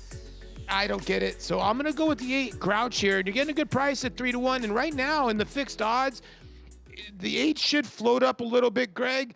It looks like the 7 and the 2 will be your 2 favorites or battling for favoritism. Yeah, and as Andy touched on, not a surprise. 7's taking all this money. Last Romance off almost 30 to 1 in a stake last start with that big performance. She has improved for Cathal Lynch since the claim, so, you know, maybe she's just in career form. On the other hand, I guess, or he is, excuse me. Now everybody's corrected me on that, so he's still probably going to call him a she. I don't know. What about Irish Meadow? Any Irish Meadow fans here? I thought this horse was dangerous, has kind of improved. Second off a layoff, might step forward, and has run some figures that are competitive with the favorite. Was in terrific form for a while. The wheels kind of fell off a little bit, but certainly 1 second off the bench that could take a step forward. It did not have the best break last time out either. Yeah, I thought it was just a little Needed interesting the as an race, alternative. Yeah, I mean, I don't. What about the 2? I mean, to me, what am I missing It's about got to be Paco Lopez money, right? Oh, right, yeah. And because the horse is actually 5 to 2 looking at fixed odds. This horse looks woefully slow to me. Yeah. And I don't think she can make the lead. He can make the lead either. Can't get away from it. I wonder if everybody takes a shot every time you 5 to 2, incredibly short. Look, a race where it's a good opportunity where a horse is being misbet with this 2. Yes. Yeah. That's a good point. I mean, boy, they really will. Maybe, you know, it's funny. We were debating because Jonathan had said that he thinks Paco takes more money than Irad. At first, when he said it, I thought he was out of his mind. I don't know, man. In this race, this they one are. makes a pretty good case Yes. for him to be right about that, to be honest. It seems that at 2 Monmouth, to 1. the thought process is that Paco Lopez is going to win every race that he's on. And look, I mean, he first of all, he often gets the best choice of mounts, and sure, he's the leading rider. If a trainer feels like they have a horse that's going to be in a good spot, oftentimes it will be one of the first calls of Paco's agent. So he's on top horses. That being said, he also wins a lot as well, so I get it. But I don't think that there's necessarily, Paco can't completely change what a horse is. I think you have to be careful. No rider can. I mean, no rider can. And it's, you know, and with Irad, it's a similar situation. This to me is nuts. Well, gets back at least to the kind of track where he broke his main. He did that on a fast track and then cut back in distance. Sloppy surface first try against winners. So at least getting back to what was successful for this horse 2 starts ago. That's on an Irish war cry. Former Wood winner. And that wasn't an off-the-turf field as well. Took him a while to break his maiden, but the lone race at a mile was a win. So maybe it is what he wants to do. And so I feel like this will be a real test for him. Is it truly the distance, or did he find the right field that day? Still, Andy, he'd have to take a big jump 3 forward. to 2. Wow. I wish I could do the fixed odds and book this horse at around 2 to 1 even. I don't get. This is crazy. I wonder how much the odds are going to change the last flash, because this to me seems absolutely nuts. A favorite that looks like, yeah, he should be more, what, 9 to 2, if not higher? See what happens. Maybe someone knows something we do not. But it seems like, yeah, it's Paco Lopez money. Matt Dinnerman with the call. Here's the 4th from Monmouth. 2 more. Last Romance.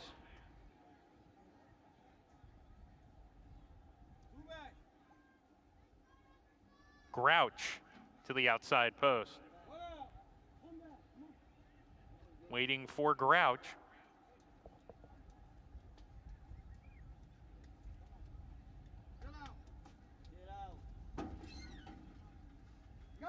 We're ready to go.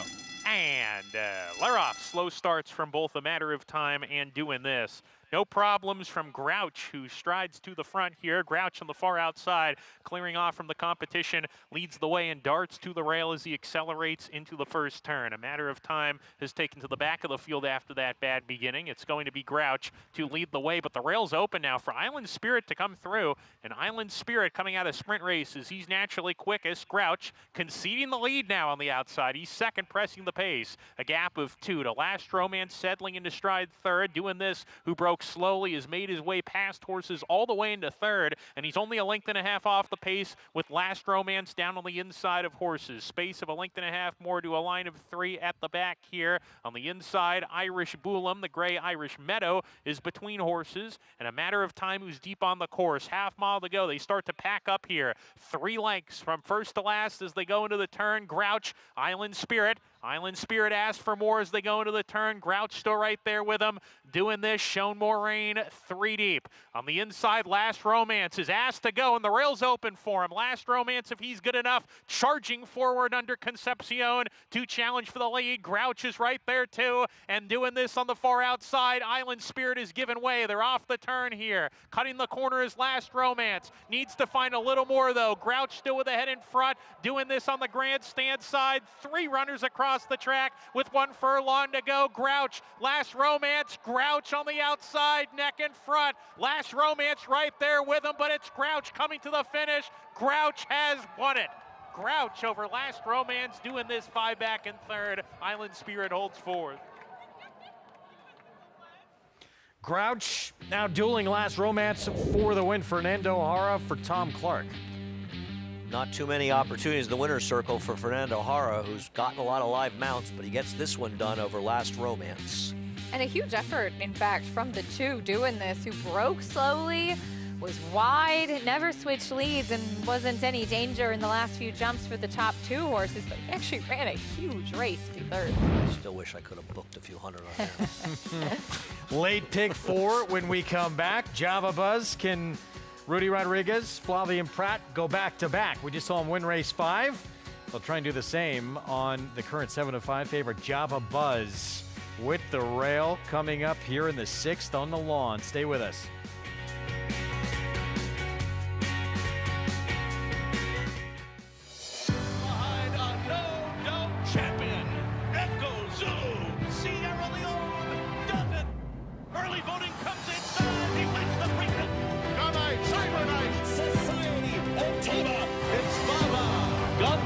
Hit 1 million, hit 1 million, hit 1 million, hit 1 million, hit 1 million, hit 1 million, hit 1 million, now one, now million one. You got to put it in a half.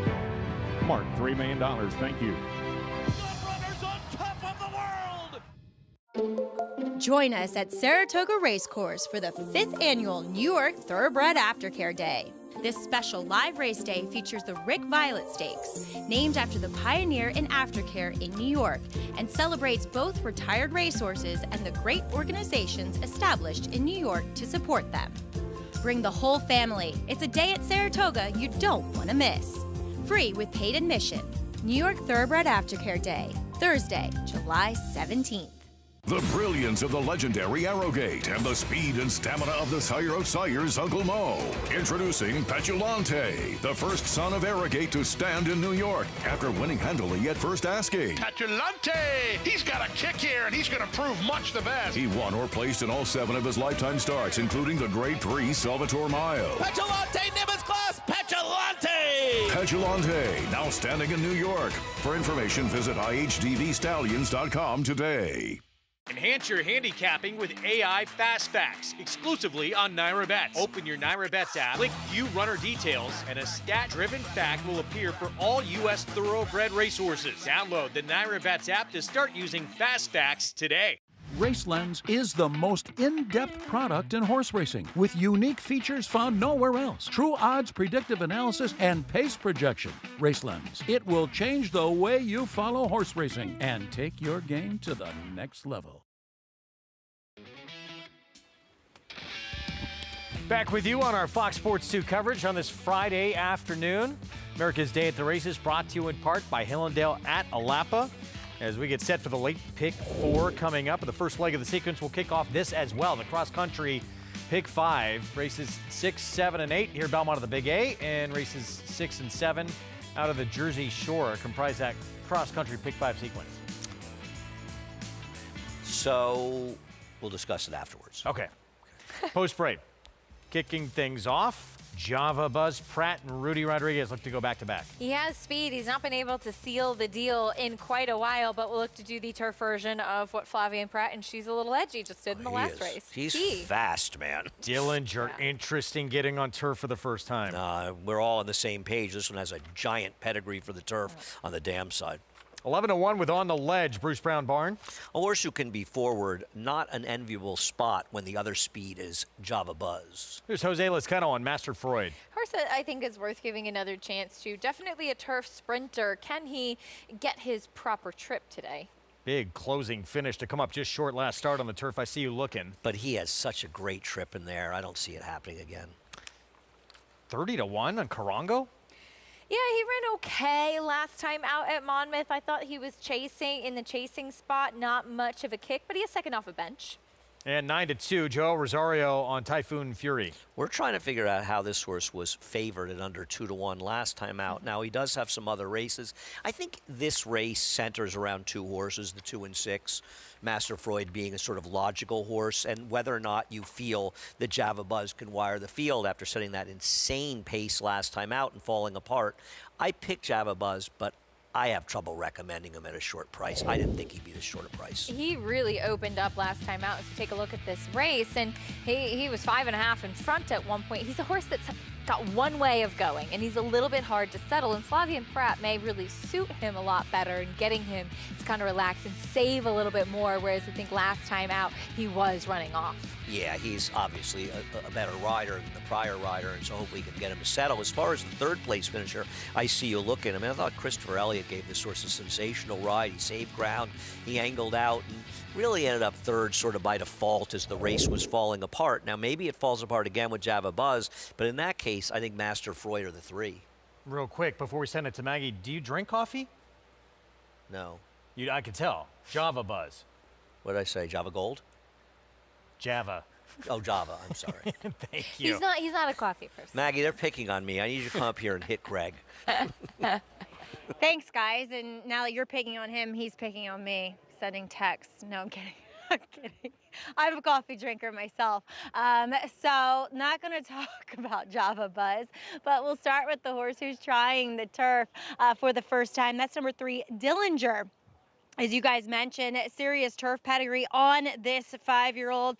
I don't mind into mischiefs actually on the turf. The dam, she went 2 for 4 on the surface and was a stakes winner. Half sibling, 1 for 6 on it. And the second dam, she was a grade 1 winner on the surface. So plenty of turf pedigree, but you got to wonder why not earlier than this.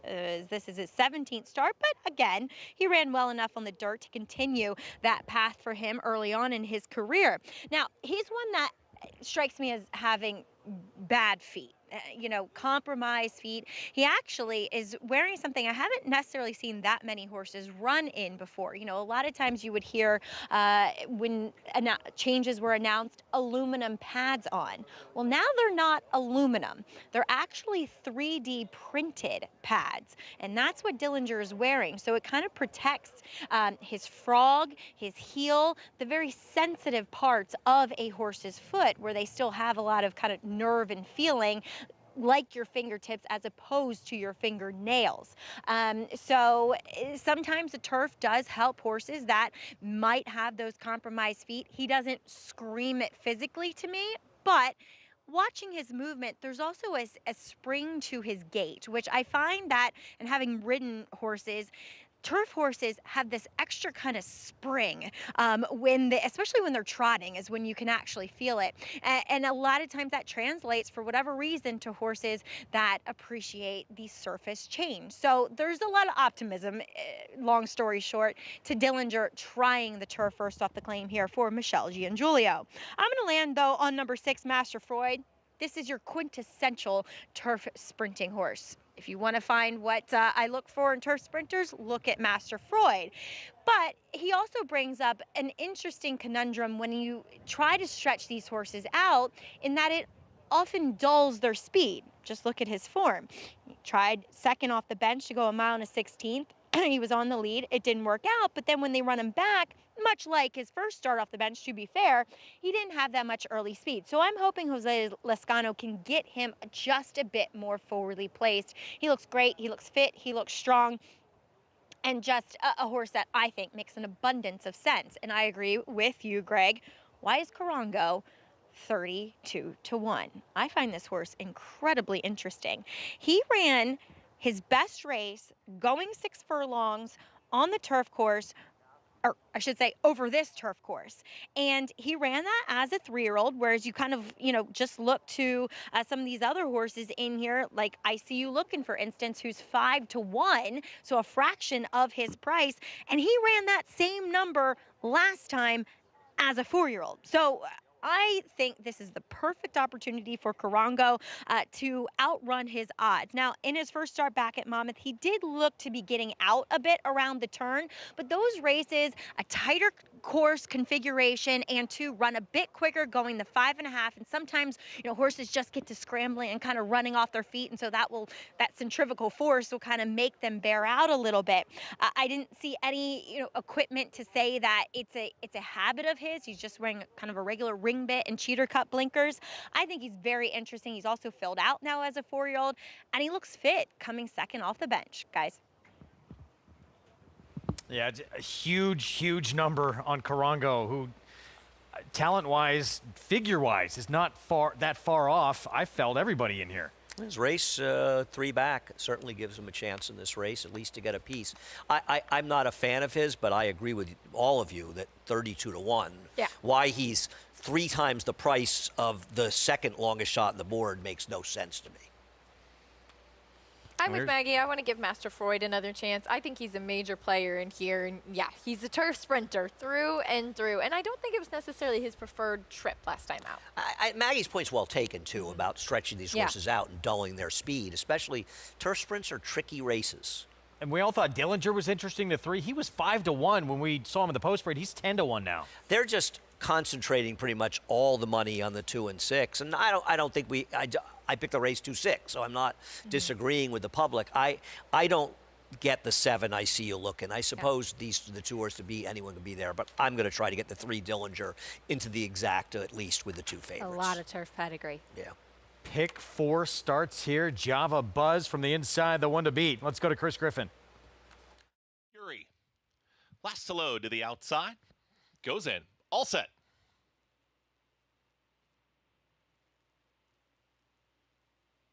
And they're off. Karango breaks sharply. Java Buzz in the early mix 2. They're clear 1-2. Karango is quickest, and Java Buzz is now trying to head that leader. Just behind them comes On the Ledge, is traveling in tandem with Master Freud. They're third and fourth. Out wider comes Typhoon Fury. I See You Looking, second to last, and the trailer is Dillinger. Java Buzz is on the front end. Pressure towards the outside here from Karango. Measured opening quarter of 22 seconds flat. But at opening quarter mile, Java Buzz doing it easily so far. Pushed by Karango towards the outside. On the Ledge has found a nice spot right in behind that duo. Then comes Master Freud. It's a tight hold. Typhoon Fury. Joel Rosario is going to take the ground-saving journey at the rail, is trying to run on, and the leader is Java Buzz. Karango towards the outside. Here comes On the Ledge. On the Ledge, Typhoon Fury's got momentum. Where will Typhoon Fury go? Now tips towards the outside. On the Ledge is in front. Typhoon Fury's trying to catch that leader. Karango down towards the inside. Late run here, Dillinger. On the Ledge. Right trip and gets the victory. On the Ledge, over Typhoon Fury. Then came Dillinger in a photo with Karango in 1 minute 7.62 seconds. On the Ledge, first time on the turf, Bruce Brown, Christopher Elliott, 107-3. Happy to see Bruce get a win. I got to tell you, Keisha, I couldn't have had this horse in a million years. First of all, he's not really that good in the dirt. His big win is dressed up by a track bias. Majestic City, I know he's a city zip. He's not been a proficient turf stallion. And on the dam side, I mean... Believe me, I looked for pedigree. I didn't find any. I couldn't have had this one in a million years. I'm going to tell you right now, I'm going to go way out on that limb. This Big Six will carry. And by the way, he obviously handled the turf, but so did Dillinger, who broke slowly, was at the back. He was running in stops and starts. He kind of got sawed off a bit at the end. He actually handled the turf okay and one to watch. He didn't get to make that clean outside run. I agree in the break and could have won. Okay, we understand that Java Buzz is who he is, and he's a bit of a quitter. I would say, and I'm not, Flavian, his idea was to sort of rate him along in the lead. It was a very slow first quarter. I don't think he wants to run that way. Maybe he's just not competitive anyway. Master Freud was awful. He was. I looked and I said, I don't know if he's really traveling, and then he tipped out like he was going to make a run, and he did not kick on at all. And you're not going that far out on a limb. I told you he's going to carry after leg 1. Yeah, you don't listen to Greg. 9. Well, I make a living of not 3, listening to Greg. 8. You really do. 12-1. No, I know you said the first race. That's one race. Now we've got a 12-1 and 11-1. Christopher Elliott on your winner. First time on the lawn for Bruce Brown. We'll be back. Introducing Peace and Justice, new to New York in 2025. A proven sire with over 200 wins, 16% wins per starts, and one of only 2 New York-based stallions to have a graded stakes winner at Saratoga in 2024. Now, with 3 different racing surfaces coming to New York, and with New York breds running for equal purses as open company, Peace and Justice is the sure choice for 2025. Peace and Justice, now standing at Irish Hill and Duchess View Stallions in New York.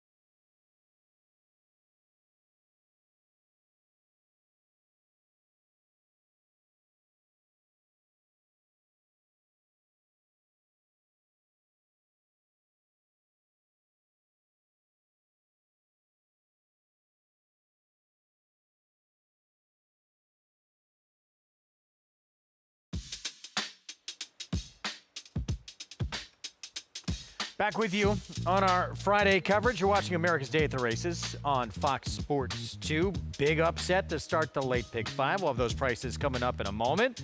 And 2 legs into this pick 6. It's been almost impossible to have. Get involved with the New York Naira Bets contests. Fuel your competitive edge. Live money handicapping contest nearly every week. Register now to win cash prizes and seats into next week's $300 contest. Registration closes. Well, it's already closed. No, the Saturday contest closed post time on Saturday. Thank you. NairaBets.com/contests. All right, my read was... Oh, there we go. 3rd on Saturday. There we go. NairaBets.com/contests to learn more. My bad. On the ledge, first time on the grass, Bruce Barn, Chris Elliott. I think 8-1 here. 12-1 actually getting done. Happy to see Bruce win. Nice to see Nicholas in the winner's circle as well. I have a great picture of Bruce's son Nicholas sitting in the old gazebo we used to use for the prattles in the paddock, wearing the headset and stuff when he was about 4. Good kid. And this pick 3, what did it pay? $717 per dollar. Do you have it? I don't have $717. Very few. I was going to hit you up for a loan. Wow. So yeah, that tells us likely that Saturday's going to be a lot more fun now. Yeah, I mean, obviously Iron Max, a heavy favorite here, would keep some tickets alive, but it's going to be hard to hit this thing. But I suppose it could chalk out. And this race, 1 1/8 on the turf, New York bred, 50 maiden claiming race.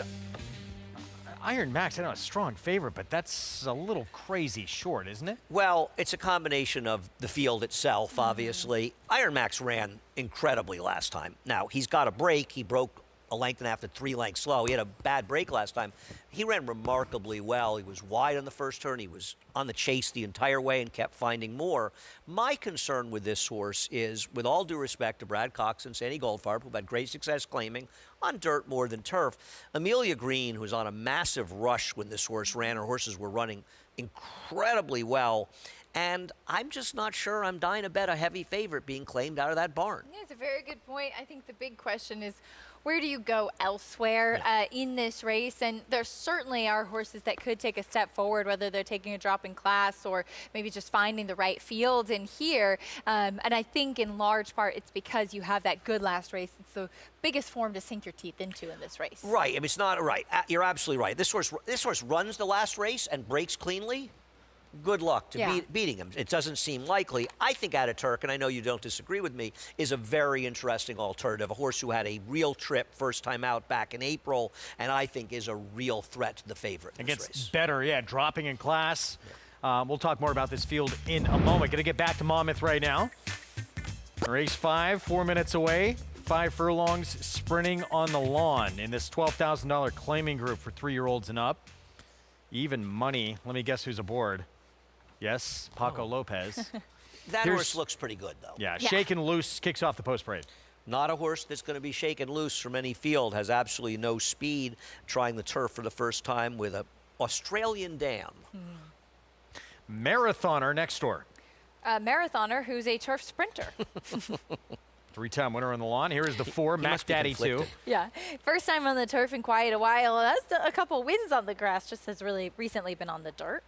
Here is 7, 3-1 on Attaparty, Dan Ward.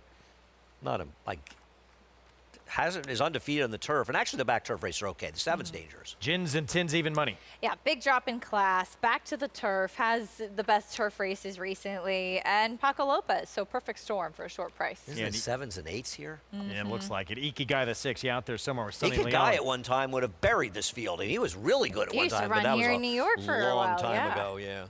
2 minutes to post in the 5th. Let's go to Paul. Yeah, I think it's 7s and 8s in here. I mean, when you look at Gins and Tins, I mean, probably the horse to beat in here, and you're getting even money right now. And it's Paco Lopez. He wins races here. Now, when I look at this race, I don't get the 7 at 3-1. Now, I mean, I get the Dan Ward. This horse hasn't been on the turf in a long time. It is 2 for 2 over it, but I don't like playing these horses that, won on turf a long time ago. Now they're getting back on a surface they probably should have been on. And listen, Dan might have claimed this horse thinking this Arky bred that, hey, we're going to go on the turf here at Monmouth Park. But at 3-1, are you willing to take that shot? I just cannot believe the 2 horse is 12-1 now. And he's in the fixed odds. He's even 10-1. So he's going to stick at those prices. This horse actually has made a couple nice moves. Maria Montoya knows exactly what she is doing with the 2 horse in here. She's a very heady trainer. She's pretty good with turf sprints too. She's got a good ROI. As you see the 7 on your screen, I'm just against. I like the 2. I mean, I think this horse at 12-1 is a lot of value. I think the 1's the other horse in here. Listen, the 8 at 3-5, that's ridiculous, but the horse to beat. The 2 at 13-1 is ridiculous in my eyes, so I'll go there. All right, Paul, thank you. Marathoner, big number, double-digit odds. Yeah, the 6-year-old who is a 3-time winner on the turf.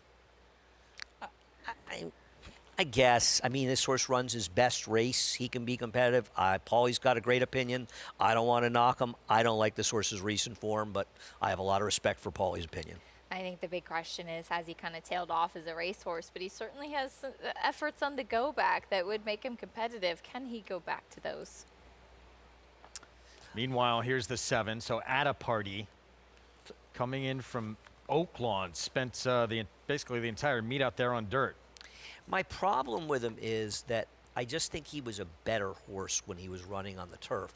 And if you look at those races, they're somewhat comparable to his dirt races. And his recent dirt form leaves a little bit to be desired. So I just don't know if he's in good form. He has those turf races. I don't disagree with Paulie. 3-5 is a little tough to swallow on the 8, but I'm not going to argue against this horse being the horse to beat. And with the 7 at a party, those 2 turf races, those 2 turf wins came at Louisiana Downs and Remington Park. Out of town, he did run some fast figures that day, but he's also lost a bit of his speed recently on the dirt. And for me, that's always a bit of a negative of a horse that has shown early speed, and as they start to get a little bit older, they're racing more. When they lose the speed, that's usually kind of the first sign that maybe things aren't going as well as you would like. So here's my question to you on that, and I don't disagree with anything you're saying, but given the scratch of Richie, the 3, isn't it possible this horse is kind of loose? It is. So it is. If they try to send with him. I mean, you got to go, right? You got to just go and try to wire the field. That's what I would do. If I could stay on him, actually get on him and stay on and get out of the gate. We were all watching. those things that could never happen. But there's apparently something going around on social media, you know, and sometimes you see it. I remember Jorge Ruiz used to do it a lot. Instead of getting a leg up, he'd just kind of swing himself onto the back of the horse, which, by the way, is an incredible athletic feat in its own. Yeah. And there's a video of Johnny Ortiz with Barbara Road, who's now the trainer, with Barbara Road, who ran in the Triple Crown races and is now his stable pony. But he swings himself onto his back, bareback, no tack or anything, and he just jumps on. So that's what we're working towards. It's impressive. Andy. Don't challenge him to a fight. 3-5 favorite here, Gins and Tins, Paco Lopez. Second start back of his 9-year-old campaign at a very short number. So we're, what, 5 races in, and Paco's been on 3 odds-on favorites already? Yeah, I'm starting to think, I'm starting to agree with Jonathan. Well, he has the mounts, first thought, much more so. Yeah. Well, I think what's the interesting thing is, Irad Ortiz gets bet like this, and he's riding against the best riders in the world. Yeah. And it's a little bit different for Paco, who is a better rider. I'm no disrespect to the other riders, but Paco's a good rider. He is. Matt Dinnerman, here's the call of the 5th. Here's Gins and Tins walking up to the gate. He goes in. We're ready to go. And they're off. Icky Guy with an awkward break and breaks last. Add a party to the lead with Gins and Tins from the outside post. They stride towards the rail. Add a party neck in front. Gins and Tins is right there to match him from the outside. Marathoner right behind on a strong hold here. On the outside, getting closer is Mac Daddy 2 and Shaken Loose, who's inside of that pair. 2 more to Icky Guy, who's at the back. Just 4 off the pace as they go into the far turn. And I'll tell you this, for a 5-furlong sprint, they're actually not going all that fast here. And the time indicates that. 22-2 that first quarter. Add a Party neck in front. Gins and Tins right there, still outside. The two favorites have been 1-2 the whole way around, and they turn for home together. The others need to pick it up if they want to change that. Off this turn, Gins and Tins at a Party, stride by stride in the final furlong. Shaken Loose trying to catch the top pair, and he's got a shot with 1 furlong to go. At a Party, nose in front of Gins and Tins. Shaken Loose is let loose on the outside, but At a Party still in front. At a Party, I think he saw it out. I think At a Party held off Shaken Loose, but it was very, very tight with Gins and Tins right there. That was close at the end. One more look. Was it inside or outside? At a Party, the 7 may have sealed the deal, but here comes Shaken Loose on the outside. I think At a Party held on to get the victory in here. Shaken Loose, different horse in the turf, huh? Wow. Big effort there. It's At a Party was aggressively handled by Isaac Castillo, which was the right choice, and it's clearly a horse that appreciated getting back to the grass as well. Gins and Tins pressed him for the Sinafias barn. The other horse of their barn was the one Shaken Loose, who was a bigger price, and looked like they had another chance to get there, but I think maybe might have just missed. Best of the bob to the one, but I don't think the nose was ever in front. Yeah, I think the 1 got him after the wire. I'm pretty confident the 7 got the money here. I don't want to speak in absolutes, but the 7 gutted it out, and Paco really had no choice with the 8. He had to be aggressive, because if he wasn't, the 7 would have been cruising along the front end, and he would not have been able to beat him. As it turned out, he couldn't catch him, and At a Party went down dramatically to 8-5 in the last splash. Price was the 1. Do we know? I don't know. I'll look at my Naira Bets account. Took a lot of money, though. The 7 At a Party did. Tight One was at 8 to the 1. line. 8-1. Feels to me like it was 7-1-8. And it was indeed. At a Party, the 7 for Dan Ward. Isaac Castillo at 8-5. Yeah, over 8-1 Shaken Loose. Gins and Tins, even money settles for third. It's funny looking up the pedigree on Shaken Loose. The dam ran all her races in Australia, and while she wasn't that good, she was a turf horse, produced a horse to try the turf, didn't win. But the second dam is like an American-based dirt horse. Yeah. It's sort of an odd thing to think of that for the second, and then it goes to the dam this horse ran in Australia. Comes full circle. We'll get back to Belmont of the Big A when we return. 3 today. For that man right there, number 4 would be 2,000 in the career of the reigning Eclipse Award-winning jockey, Flavien Prat. It'll be on Iron Max, who's the 2-5 favorite when we come back.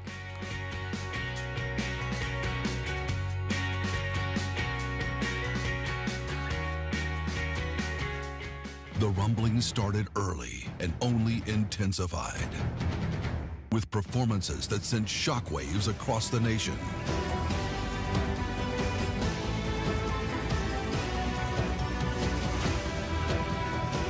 At the center of it all, Epicenter is at the top of the 3-year-old class in the Run Happy Travers. Epicenter, 3-year-old champion by Not This Time. Coolmore America, home of champions. Watch and wager this summer at Laurel Park. Enjoy the best thoroughbred racing in the state of Maryland through June 29. And don't forget, turf racing is back with full fields and outstanding wagering opportunities. Play the early and late value Pick 5 and enjoy one of the lowest takeouts in the country. Laurel Park is the place to play and win. Racing Friday through Sunday, first race 12:10 p.m. and free admission every day. For more information, visit laurelpark.com. Laurel Park, the player's track.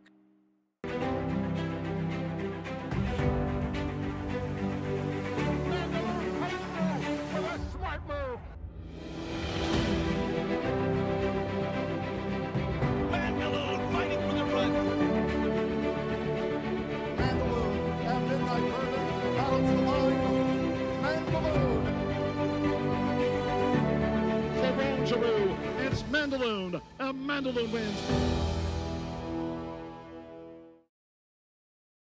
Japan's legacy of beauty lives in all we do. Rare sensibilities and breathtaking skill show the way to the finish line.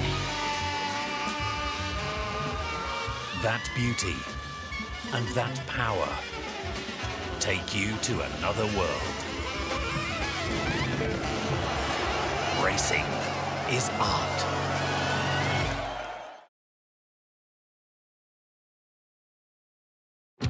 French jockey Flavien Prat has experienced success everywhere he's gone. He had become one of the most prominent riders in California before moving his tack to New York in the spring of 2022. Flight line is in full flight. Wet pink surging under Flavien Prat, national treasure, and Flavien Prat. Well, living in California was definitely not an easy decision. You don't want to be in the comfort zone and kind of, try to challenge yourself and see what could you do somewhere else. So that was my thought process, moving on the East Coast and riding with obviously a great colony of riders and different tracks. At that point, I thought it was the right thing to do. Stepping out of his comfort zone is not something new for Prat. I left home when I was 14 to get to the jockey school. I actually tried to leave when I was 13 and the school didn't accept me because I was too young. I think I cried for a whole day.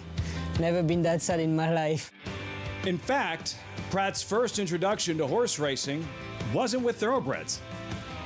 I grew up in the harness business with my dad, who's a trainer. Now my brother was working with him. Obviously, when you see your dad, working from 5:30 to 1 p.m. and going back to the barn from 3 to 6, you learn what's hard work, and I just think it's an amazing way to live. In France, it can happen where there's a racetrack where half of the card will be harness and half would be thoroughbred. I love to go on the weekend with my dad and see the thoroughbred and then went a few times to Longchamp with my mom and some friends. So yeah, it's always been in the back of my mind. Vasilika strolls home in the Royal Heroine. By 2019, Prat had grabbed some of the attention of trainers nationwide, enough to get the call from Hall of Famer Belmont in America's most prestigious race, setting up the biggest moment of his riding career. Obviously, we had seen that he was doing very well in California and was a good rider, and we put him on, and it couldn't have worked out better. What a great trip he worked out for him. He was 3 wide around the last turn, but he was able to avoid the contact that some of the other horses had on the inside of him. We actually did not get bothered. We took a slight little bump coming out of the turn, but really nothing that would have affected us one way or another. Then, of course, 24 minutes later, they hung our number up and made us the winner. Winning the Derby was a strange experience. A lot of mix of emotion because obviously you win the Derby, so it's great, but it's by disqualification. There's always going to be some controversy, and yeah, I didn't cross the line first. And then you have to wait. We had to wait a long time before they decide to put Country House as a winner, so hopefully one day we'll cross the line first. He is an incredible talent, and great to see him make that bold move to come east, to be in that position to win an Eclipse Award and to have it come to fruition this past year. Reigning Eclipse Award winning rider, that tremendous year, obviously, with all the stakes he won, but the summer we saw him break records at Saratoga, too. Just incredible to watch. And he's not skipping a beat, having another sensational year. Off to a tremendous start already, and he's one of, I think, the most well-rounded riders. He can be on the front end, he can come from off of it, turf, dirt, he can pretty much do it all. Kick off our post parade with Small Change Jeep. Have that right? That's you, Andy. Where am I? I'm GP, sorry. I apologize. I'm 34 to 1. I mean, this horse just did no running first time out. Here is the 3 Brig Brown delivers. Ricardo Santana Jr. Well, Tom Morley looking to win both divisions of this race. This horse did show speed, but did collapse after that. Here's Prat. This would be 2,000 career wins. And a horse that ran exceptionally well last time out with the trip. First time out for Brad Cox today. Dominican Pirate getting back on the lawn. Yeah, well, it doesn't seem to matter what surface this horse is on. He's not competitive. Big price next. So this one a little interesting at a huge number to maybe get a piece of it. Sweet Tone. Has run a couple of decent turf races along the way. Now second off the bench. I see what you're saying. The last race is the problem, Yeah. but you're absolutely right. There's go-back races make him a contender. Ataturk, Miguel Clement, Manny Franco. I thought this horse had significant, important trouble last time and is a lot better than that race suggests. I took him to upset the favorite. Kendra Carmouche for Michelle Nevin on G5. Dropped in class to this level last time out. Was forwardly placed, but didn't do a ton of running. Big price on Make Your Moment. Well, I mean, this is the one who has the logical turf form, and it's just because the 4's a 2 to 5. I thought he should have won last time, but he's obviously a player outside the 4. And Viking Warrior Dutro Barn with Dylan Davis. Was behind Make Your Moment last time out, well beaten by that one, but is second off the bench. I didn't think he did much running No, to be I third didn't last time, though. But the 8 ran, 9 ran 1,000 times. I can't believe the 9 and 10 are similar prices, because to me, the 9 ran much better. much better. Race goes through this one right here with the man on top of the jockey standings aboard looking for his 4th win today and the 2,000th of his career. Flavien Prat making all the right moves. 2 ahead of Irado Ortiz and Manny Franco, who's been riding strong as well, but it has been fun. Flavien, of course, was already 3 wins on the day. Manny is right there. And I imagine Manny's riding here tomorrow, and I'm guessing Flavia and Irad are probably both at Churchill. Pretty big day, Stephen Foster Day. And we know that Flavia rides Sierra Leone. I think Irad rides Mindframe, right? He does. Yeah. Iron Max, trouble early in that last start. I mean, right now, they broke, it's over. Yeah. And it's not even just that he had that bad break and ends up as far as he is. Watch him go in the first turn. He ends up 4 wide on the first turn. The fact that he's able to finish second, incredible. He never, ever stopped running in this race. But my question to you a little bit, Acacia, is where did that come from? Yep. It was a much better figure than anything else he's ever run before, and he has run some decent races on form altogether. But as you said, he never stopped running the entire race. Typically, especially in a race a mile and a 16th, today they're going a mile and an 1/8, you want an opportunity to give the horse a breather, to kind of switch off, relax, wait. He had to be moving and making runs the entire race, which is not an easy thing to do, especially at a claiming level. And it's the kind of, it's more like a dirt performance in a turf race. You just don't see it. Remarkable performance. Are we going to see any semblance of that? Because the first 2 times this horse ran the turf, while he didn't run that badly, and they were 2-year-old races, to be fair, but they were nowhere near as good as those races, and he was short prices in there. And I'm just curious to see how horses do claimed away from Amelia Green. So far, it's just 0 for 2, 4th at 6-1, and 4th at 5-2. It's not much of a sample size, and I know they're very sharp connections. I just don't trust this horse to run back to that race. Former Todd Pletcher assistant, one of the hottest new faces in the game, claimed away from that barn with a pretty good one here too. Brad Cox claiming away, but we'll see how he does first off the claim. For more, let's go to Maggie. And just thinking about the favorite in here, Iron Max, who looks sensational off the claim for Brad Cox, I'll say this. I've always thought that he was a turf router, and the one time that he tried it as a 2-year-old, it was against a world of better horses. And so that last race, I think, you know, certified the fact that this is what he wants to do despite the trouble. So he will be very tough to beat in here, don't get me wrong, but I can't resist number 7, Ataturk in here, whom he was in the race with a much more fancied stablemate by the name Coach Case, who did give Miguel Clement his first winner up in Saratoga. But this guy, I thought, just looked as though he wanted more than the mile. Well, he gets it here. And furthermore, while he looked fit that day, he was just really laid back. He was just kind of like, what's going on? I don't know. Today, he knows, and he came in much more engaged, much more on the bridle, and I think this is the perfect spot for him. I can't resist. I think he looks fantastic in the face of the favorite, especially at that 7-1 price. As we'll move on to number 10, and while I totally agree with you that Make Your Moment ran way better than Viking Warrior in that Magny race, Viking Warrior took a lot of money that day, and I couldn't quite figure out why, because honestly, Make Your Moment did look better than he is. He was the even money favorite.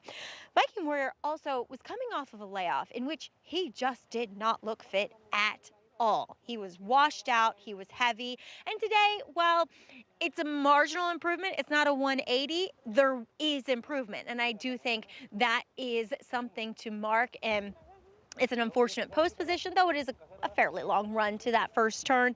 So I do think you'll see a better performance for him second off the bench. And then a horse coming off of a layoff, Big Brown Delivers, didn't do much running in either of his races, though, as Andy pointed out, showed speed. A horse that I wasn't expecting to show speed back on that particular occasion because he was so laid back in the paddock. But today he came in much more engaged, much more on the muscle. He just seems quietly focused yet eager in the preliminary so far, as he does get Lasix for this return and does look incredibly fit. Super coat on him as well, and does get a coveted inside position. Greg? Maggie, thank you. 1-4 on Iron Max. You know, I think one of the biggest differences in the game nowadays is the short prices. You never used to see prices like this going back years. Now, maybe that doesn't make it wrong. And the interesting thing was, if you looked 30, 40 years ago, there was actually a higher return betting odds on horses blind than betting long shots.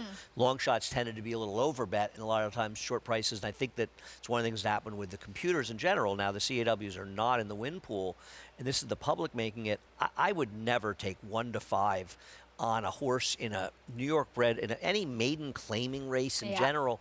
These are just not horses that you want. Yeah, that you are that reliable.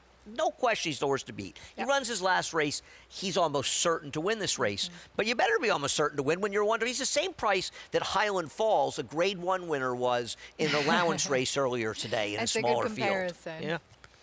He steps in. Pratt trying to get number 2,000 in his career. It would be his 4th on the card today. He's on Iron Max, the one to beat, no doubt about it. Let's go to Chris Griffin for the call. Outside.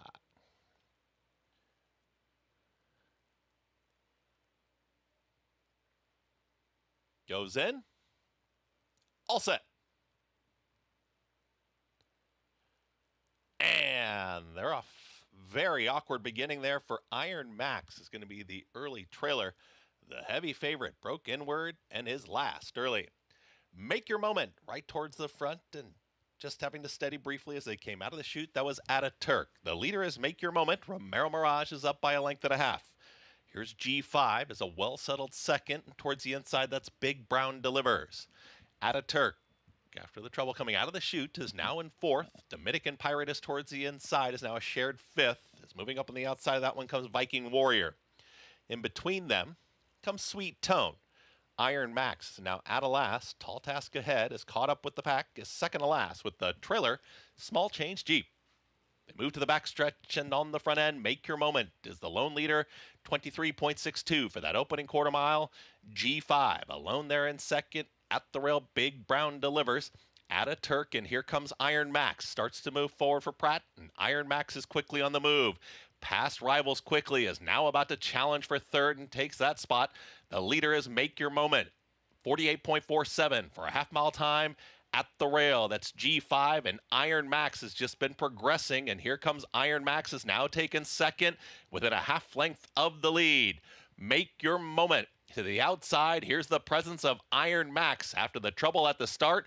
Iron Max has now put a nose in front, and these two sprint for home. It's Iron Max who's trying to edge away from a stubborn Make Your Moment who won't go away. They are well clear of the rest, and they are shoulder to shoulder here in the lane. Iron Max starts to drift out. Center of the race course, Make Your Moment is back to second. Iron Max is approaching a final 16th. Iron Max, a much the best winner. Flavien Prat, a magnifique. Congratulations, 2,000 career wins. Iron Max wins it over Make Your Moment, then came G5, followed by Big Brown Delivers. Number 2,000 in this career for Flavien Prat. It looked like Iron Max's race was over early. How much the best was he here? He was best. He got left last time. I think last time was a little bit worse, maybe a little bit of a tougher field. Gets it done despite the break in here over a stubborn horse for Ray Handel, the 9, Make Your Moment.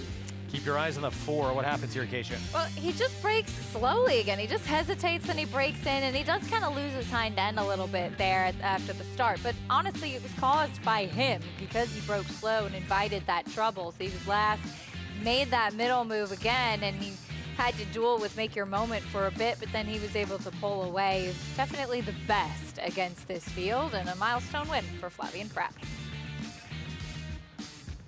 For today, 2,000 for his career for the reigning Eclipse Award-winning jockey as he gets set to return to where he made history last summer. Been riding very, very well. Gets a lot of good mounts, and he makes the most of it. He's a sensational rider. And let me ask you a question. Are you as confident about IRAD winning the title in Saratoga as you were last year? No, not at all. not at all. I mean, it's not a foregone conclusion it used to be. And by the way, speaking of riders, Tyler Gaffalione was cleared to ride yesterday, and I talked to Great Matt news. Musiker, his agent. It is. I'm thrilled he's back, and you know, I said he's going to start riding at Ellis, and Matt said, you know, we hope to make some trips to Saratoga, but Matt, who is a sensational agent to say the least, he said off of, you know, an injury, and it's just going to be hard to get the kind of business in Saratoga, and thought it was right to start there, but just thrilled that Tyler's healthy and back riding. It was really, really Such a good good news rider. for sure. And as far as Flavien Prat, 4 wins today. Irad Ortiz at Penn. They're finally running that card over at Penn National today. So riding there, and then Churchill tomorrow. Flavien Prat at Churchill as well, but does give some opportunities, and Flavien making the most of it. He has some short prices, but some also good rides. And I assume he was supposed to ride Zulu Kingdom, but he's not running there. Exactly. He's going to wait for Saratoga. 4-9, 8-3, 1-4 favorite, but prices underneath 6-1, 24-1, 31-1, rounding out the 2, 3, and 4 slots. Mr. 2000 with a 4-win Friday afternoon and more work to do. We'll be back.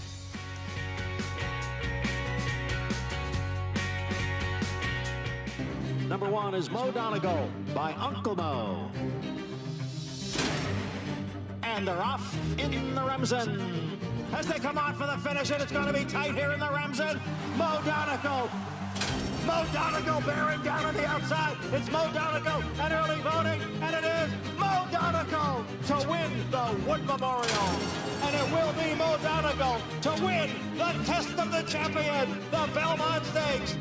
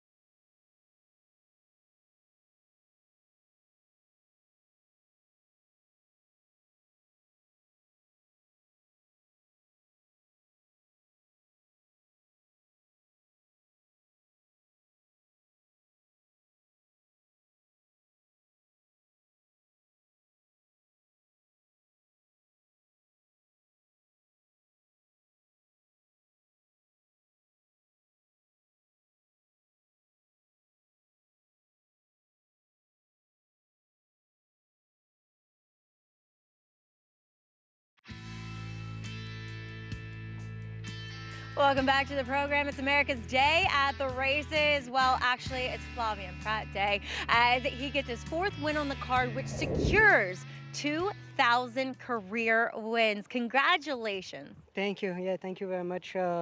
Never thought in my wildest dream that I would celebrate 2,000 here, and so yeah, very grateful. There's a lot of people along the way that trust in me, and so yeah, I'm very thankful. All the trainers, owners, my agent, and my family as well that supported me all the time.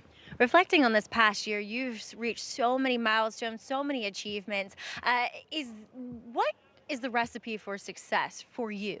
I don't know. I mean, I think I worked hard, just like, but probably just like everybody else, and just people that gave me confidence and had trust in me, and just enjoying myself, enjoying what I'm doing, and yeah, try to have fun. It definitely shows. Talk a little bit about your ride here with Iron Max. He definitely doesn't make a jockey's job easy because he seems to want to blow the brake. Yeah, it's not the easiest to ride, but like you say, just don't want to break. But then he has so much stamina, so down the backside I made a run and got myself closer, and after that he just kept on going. Well, congratulations. You got a little keepsake here. Is that going to go on the wall? Yeah, absolutely. Well, congratulations from all of us. Thank you, Maggie. Flavia and Pratt, 2,000 wins, and it was achieved aboard Iron Max today, Greg. He is sensational. Mig says it all the time. He sees just no weakness in his game. He does everything terrific. He's probably, at least as smart, if not the smartest guy in the room. He's got it all. You know you're doing something right when Marietti's interviewing you from the notes team. I mean, you know? to get Mary, who is one of my absolute favorite people, to get an interview with her, it's even She's bigger than the fantastic. accomplishment. She's the greatest. Yeah. Love Mary. Incredible talent, and we're going to see hopefully more fireworks this summer from him, Saratoga, and what was a terrific performance, and it came down to the wire between him and Arad Ortiz Jr. And Acacia, I think this race was about 2 seconds faster than the other division. Wow. Right? They went 151 Yeah, and change I in didn't there. notice the time in the first division. Feature coming up next. We'll get to it momentarily. That 8th race for 3-year-olds going 7/8 of a mile. Right now loading in Monmouth for race 6. Jersey bred, maiden special weight, 6 furlong sprint.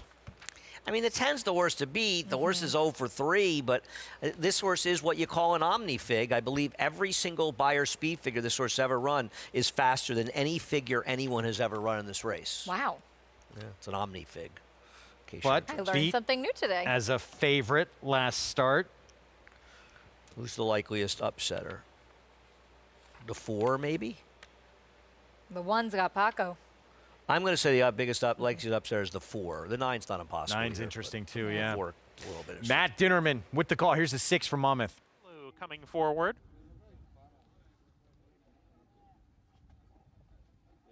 Purple Lulu up to the gate. 2 back, bet on Beth.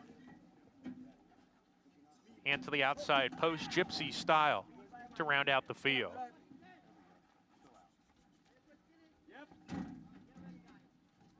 We're ready to go. And they're off. Tardy break from Movita from the inside post. Cassie's Vault, where she likes to be on the lead. Blue Moon Tide, a neck off hounding, and Kate's Love down on the inside of that pair. These 3 across the track. They put about 3 lengths on Yes My Lady Lino, who's hard ridden in the 4th position already. Movita, the slow starter, is joining her. A space of another 4 to Gypsy Style, and a length and a half to Bet on Beth, who's in midfield. 3 more to Salt and Light, who's 3rd last. Purple Lulu and Purple Lady Vera are next. Have a happy at the back as they go into the forward turn, where the pacemaker is Kate's Love, Blue Moon Tide, Cassie's Vault. In the middle of that trio, the first one to blink and bows out here. Taking 3rd, Yes My Lady Lino at 46-1, trying to reel in the top pair at the top of the stretch. Kate's Love, nose in front. Blue Moon Tide right there with her. Yes, My Lady Lino trying to spring a big upset as they swing off the corner, and Kate's Love is asked to sprint by Maddie Olver, and she responds with a big kick, and she opened up 3. Blue Moon Tide is 2nd. Yes, My Lady Lino starting to tire in 3rd, and it's all Kate's Love today. Kate's Love at 7-1 to win it in dominating style. Blue Moon Tide was 2nd. Yes, My Lady Lino 3rd. Salt and Light finish 4th. Kate's Love with the victory. Start number 7 here. Maddie Over aboard. No excuse I could see for the favorite in this race. She simply got outrun by this horse who, I'm not sure, she could have been the second choice at 7-1, but an easy winner for Maddie. Big effort from this filly who was 2nd last time out, and that was an off-the-turf race, and she was able to take a step forward in here. Certainly, I think, found the right bunch, and it was the right kind of ride from Maddie. Prices when we come back. It's Kate's Love in the 6th. Maddie Over in the irons here. Maiden breaking victory. Here's start number 7, 111-3 final time for the 6 furlongs. We're going to take a timeout when we come back. Arad Ortiz Jr. with a big mount on a horse whose only 2 defeats have come in the Grade 1 Belmont and the Grade 1 Haskell. Undefeated this year is a 4-year-old in 2 graded stakes. How does he compare in the Grade 1 Stephen Foster? We'll talk his chances next. Twirling Candy, proving Lane's End's stallion-making tradition. Twirling Candy has seen success on the track and in the sales ring, siring multiple Grade 1 winners and millionaires including Exalted, Ice Cream U-Screen, AG Bullet, and Walkathon, and reaching 7-figure yearling and 2-year-old sales. Twirling Candy, a leader of his generation. Horse racing? Check. Weekly promotions? Got 'em. Huge payouts? You bet. With Naira Bets. Download the app today and bet on any track, anywhere, anytime with live HD horse races, betting tips and tutorials, expert picks, and more. You bet with Naira Bets. Join now for a new member bonus at nairabets.com. At the Keeneland September yearling sale, the premier thoroughbred auction venue in the world, Mandy Pope of Whisper Hill Farm signed the ticket on the $5 million sale topper by Curlin, bred by Stone Street Thoroughbred Holdings. He was one of $5 million plus yearlings by Curlin to sell. No fewer than 55 of his yearlings fell to the auction gavel, averaging nearly $600,000, making Curlin the #1 sire of yearlings in 2024. Curlin, the classic sire.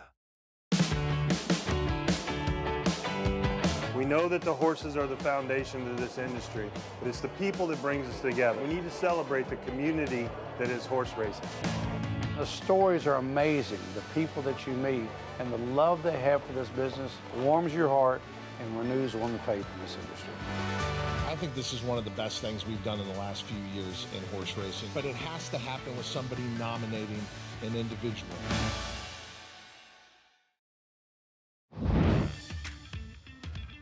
Back with you on our Friday coverage. You're watching America's Day of the Races on Fox Sports 2. It's brought to you in part by America's Best Racing, making the sport easier to follow. Explore stories, betting tips, and race day insights at americasbestracing.net. Stephen Foster, Grade 1, and a field worthy of a Grade 1 coming up on Saturday. 1 1/8, running for $1 million, with a Breeders' Cup Classic winner making the second start of his 4-year-old campaign, Sierra Leone. I am really interested to see what he does. Now, there is not a lot of speed in this race, so he once again could be compromised, but he is a horse that runs very well, even in races where the paces aren't that hot. He's only had that one start 4 months ago. It's just hard to know what to do with him at this point. I'm hoping he runs well, Acacia. It is hard to know. He was so impressive in the Breeders' Cup Classic. He's a horse that had, I thought, run exceptionally well, given how the pace dynamics played out in races like the Belmont and the Travers prior to that. Came off of the bench from November to March at Fairgrounds, and we haven't seen him since March. So this is a real test for him. Where does he stand now back as a 4-year-old? I think he's an exceptionally talented horse, and maybe he is a little bit of a victim of his running style, but it is something you want to see for the division of older horses to have last year's Breeders' Cup Classic winner come back as a contender. Mr. 2000 will be aboard, Flavien Prat for Chad Brown. Meanwhile, Mindframe, he has been perfect this year, coming back as a 4-year-old with 2 graded stakes win, including a Grade 1 at Churchill Downs. I'm a big fan of this horse, and I think that Churchill Downs handicap is better than 99 Buyer. You look at subsequent performances, whether it was Nisos, Lookum Dano, better figures in subsequent starts. Now, you might want to say, is he a little better in the one-turn races going a bit shorter?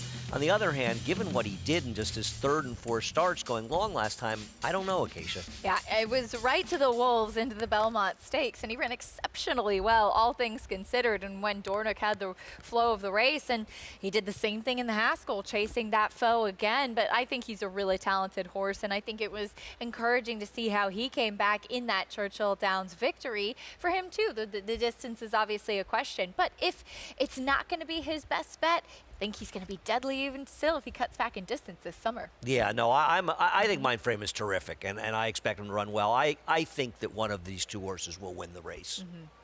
Good to see last year's Kentucky Derby winner getting back, though, in good form and becoming a bit of a story again, coming off a victory at 1 1/8 at Churchill in the Grade 3 Blame. The good news, if you like him, is he's going to be a much bigger price than 3 to 1. Problem is, he doesn't have a race that's fast enough to beat any number of horses in here. He got a delicious trip last time. I love that he's back in decent form. I just don't think he's good enough. It is a big question, and I think first of all, it's great to see him back in good form. I remember Kenny McPeak saying this winter down at Oaklawn that he felt that he'd kind of rushed him back into the Pegasus, and he was a horse that just needed more time, and he ran well behind Saudi Crown 2 back and then got that win in the Blame, but he's facing far better horses in the Stephen Foster than he did last time. Far better. No question about that. Meanwhile, first mission for Brad Cox, coming off a performance that sort of vaults him into maybe he's the best older horse in the country kind of category. If he duplicates his 109 buyer from Oaklawn, he's probably going to win this race. My question for you, Acacia, is how can you trust a horse that every time he's been in a big race, he's disappointed, the big grade ones? He is yet to be able to kind of break that seal and get into the winner's circle for a grade 1 win. And he's one of those horses, I remember Maggie and I saying it before the Oaklawn handicap, he just doesn't really grab your attention prior to the race for whatever reason. And he showed up in a big, big way this day. Once again, he's facing much tougher company than he did in that Oaklawn handicap, but it was a big race from him. And he could be dangerous if he could show that he could take it to the next level. I agree. He's proven in his career he loves hot springs, too. Yeah. He likes the competition a little softer. He had that big race in the Alley Sheba last year, and then he bombed in this race. He bombed up in Saratoga in the Whitney, and he's just not a horse. It's like he knows that the competition's tougher, and he just doesn't run his race. But his good race is very good. Yes, they are. That is coming up tomorrow, grade 1. Stephen Foster, mile and an eighth, 6:03 Eastern start time. Them to break from the gate. New York bred, Sand Devil. They had, at one time, Derby aspirations for this horse. He was second in the Gotham, ran in the Wood. He is talented. Right now, he's even money against a good group of 3-year-olds going 7/8. Our feature when we come back.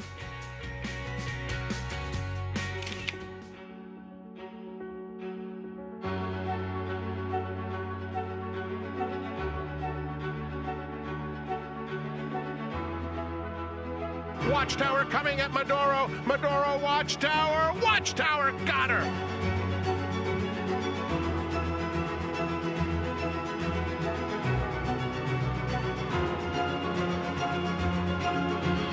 De Marchelier, standing at Claiborne Farm.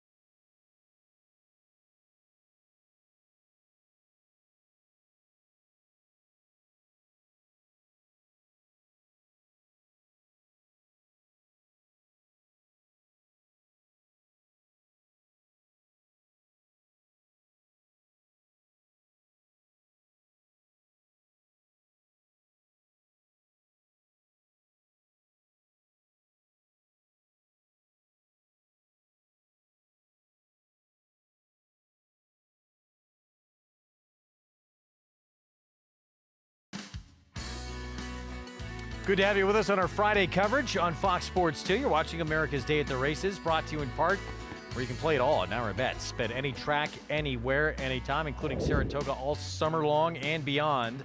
We get set for our Friday feature. It is a good one coming up at 7/8 of a mile for these 3-year-olds. So here's the question. If Sand Devil wins, do we think there will be horses covered in the pick 6? I believe there will be. It's a good question. The last race is a tough one.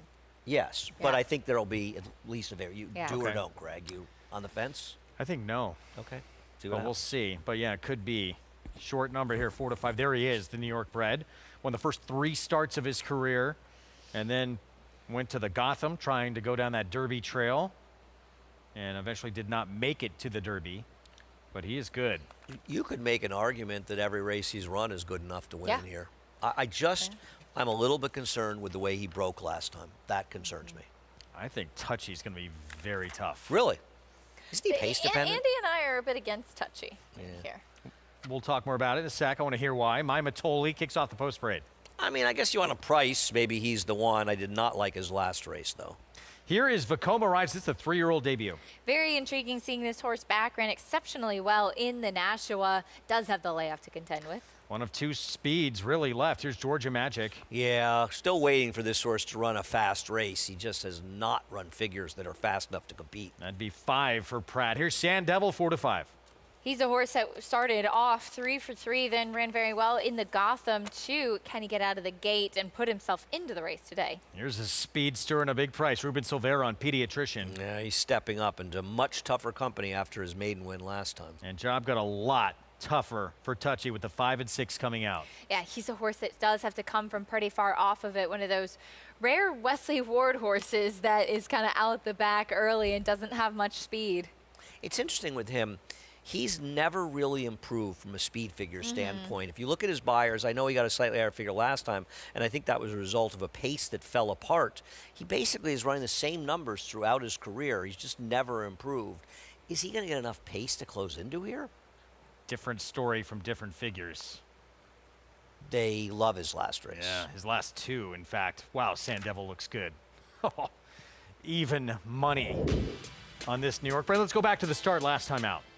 Yeah, you know, I saw Jose Lezcano earlier, and I said, you know, a bit of a concern how he broke last time. And he said, yeah, he never really, just didn't really have any, you know, strength coming out of the gate and breaking slowly. But he lost to a horse. The horse that won this race finished second in the Champagne last year, and he was allowed to dictate in a slow pace, and Sand Devil still made a real run at it. Yeah, Tip Top Thomas is a good horse as well, as you mentioned. And as far as Sand Devil, he's a horse that's kind of consistently gone on, too. I actually like the 7 furlongs for him. I think that could be a good spot. And early on in his racing career, he was able to kind of put himself into the race. I'm hoping that's what we see him do today, especially with the scratches. Yeah, if he breaks well, he can be right on or near the lead here. And in that case, I think he's going to prove extremely hard to beat. But the break's key. Even money. There he is, this New York bred with more. Let's go to Maggie. The break is concerning because it's not the first time that he's done it in his last start. So with Sand Devil and watching him, the thing that concerns me, and I've noticed it in some of his races, is that he kind of holds his tail out at a bit of an awkward angle. And for me, I don't like that. It just usually indicates that something is pinching them behind, whether it's their back, their sacrum, their hock, their stifle, what have you. And I kind of noticed it when he galloped off here. So it's just concerning to me, that propensity to not want to get out of the gate well. And I think it's mechanical in that maybe he's lacking a bit of a push, though I will say Jose Lezcano giving him that big warm up to hopefully get him free, get him loosened up behind. So he can break well. Let's see if he does. Moving on to the outside with number 8, Touchy in here. I thought he was with the flow of the racetrack last time, in which we saw a contested hot pace early, and he was able to close from off of it. And he did have to do that well extremely wide, which again kind of goes with the notion that I find hilarious when talking about Pimlico, that you have to save ground at Pimlico. That's not true, because the winner of that race and several other races were wide. that day. Journalism is what I'm talking about there. But anyway, back to Touchy. I think he looks sensational, as this is the first time he will be able to run with Lasix. And he's incredibly fit here for Wesley Ward, who is here. A rare aqueduct sighting of Wesley Ward, which is always a positive sign. He does tend to show up when he likes the runners. So I really love what I'm seeing from him. But again, I think the notion that Andy and Acacia have of him being a bit pace dependent is valid. I'll move on to the horse who's just wowed me throughout the entire proceedings here, and that's number 2, Vekoma Rides. I love the 7 furlongs for him. I think he is a little bit more tilted to being a sprinter, but he's also grown. He's lengthened, he's grown up a bit. He looks sensational off of the layoff, and I know that John Kimmel does not have particularly good numbers, but this guy, he looks fit, but he also looks fresh. Sometimes John's horses, it's not an issue of them looking unfit. It's more an issue of them almost being overtrained a bit into that first start. So they just kind of, you know, you want a horse to be feeling good and fresh off that layoff too. So he is ticking every box. We'll see how he does here, but I really loved his warm-up too. He jumped right into the bridle for Kendrick Carmouche and has just been spirited out there throughout. As number 3, Georgia Magic, I think gelding is a right move for a horse who does have the propensity to want to act up and just be naughty and just lack focus. And I know that Ray Handel has had high hopes for this horse from the get-go, but as Andy said, his lack of a fast race is glaring. Has been a lot better behaved today. I love the turn back for him. I really think he is more of a sprinting type. We'll see if that ultimate equipment change helps his chances today, Greg. Thank you, Maggie. Interesting information, too, on Sand Devil and something that may be problematic for him in the way he's holding that tail. Yeah, and to Maggie's point, you know, sometimes horses like that would really benefit from being gelded. I can understand if Connections have hopes to potentially ever stand him at stud, then obviously that's not an option, but sometimes that really can help to free up a horse behind. But you can see in the way that they carry their tail and their body and their positioning, maybe they're a little bit hitchy. Maybe something is not moving as freely as you'd like. And when horses break out of the gate, they propel themselves from their hind end. That's where they push off. That's why we so often talk about horses that are lighter framed have an easier time on turf. When they're on dirt, you want them to be really powerful and use that muscle in their hind end to push them moving forward. So it could be an explanation of why maybe he's not breaking as well. Odds on, nevertheless, on that New York bred. There's Wesley Ward. He has Touchy in here. And look, things got a lot more difficult with this horse with the 5 and 6, who were 2 confirmed speeds coming out of the race. No, it really changes the whole dynamic. The 6 was probably going to be clear, and the 5 behind. Now, the 3 and 7 feel like they sort of inherit that position. Georgia Magic may be able to get loose from that one. Who knows? Maybe gelding will make him faster. And that's also why the break is so important for Sand Devil, because if he gets left in a paceless race, it makes it much harder for him. Whereas if he breaks cleanly, he can be right on top of that pace and put himself in a position where he's going to be almost impossible to beat in this race. I picked him, but I'll tell you something. If I had a viable horse that at least that I liked enough, I wouldn't have had a problem betting against him because of the break last time. I am hoping he wins, though. I think he's a really nice horse. And let's not forget with Georgia Magic that the first time he was brought over to the racetrack, he did actually drop the rider and take off. So he can be a little bit tricky mentally, so maybe that gelding will help. Yeah, no, I'll be interested. The problem is, where is his race that's fast enough, even remotely fast enough? And gelding is not likely to make him a lot faster. It's just may help him out a little bit. We'll see. My Matoli's the one long shot. I don't think My Matoli should be 15 to 1 in this race. Digging his heels in right now and being a little stubborn. They eventually their starting gate crew does get him a bet in. Actually, he was just making sure to get his Naira Bets account and bet himself at 15 to 1. Talented debut for this 3-year-old, Vekoma Rides, who was precocious early, won by 5 lengths in his debut for John Kimmel, and then was only beat a half length in the Nashua to end his 2-year-old campaign. We haven't seen him since. Tough comeback spot. We'll see how he does off the layoff. Feature on our Friday card, it's Sand Devil, the New York bred for Linda Rice, the one to beat, the 4 with Jose Lezcano. Let's go to Chris Griffin for the call. Touchy to the outside.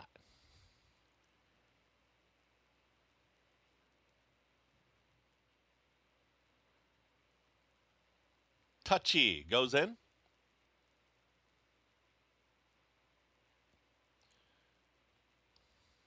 All set. Pediatrician acting up. And they're off. There was a slight stumble, maybe a bobble, for Touchy to the outside. It's Pediatrician. Sprints right out to the front with Vekoma Rides. Pediatrician is now a half length, now a full length in front.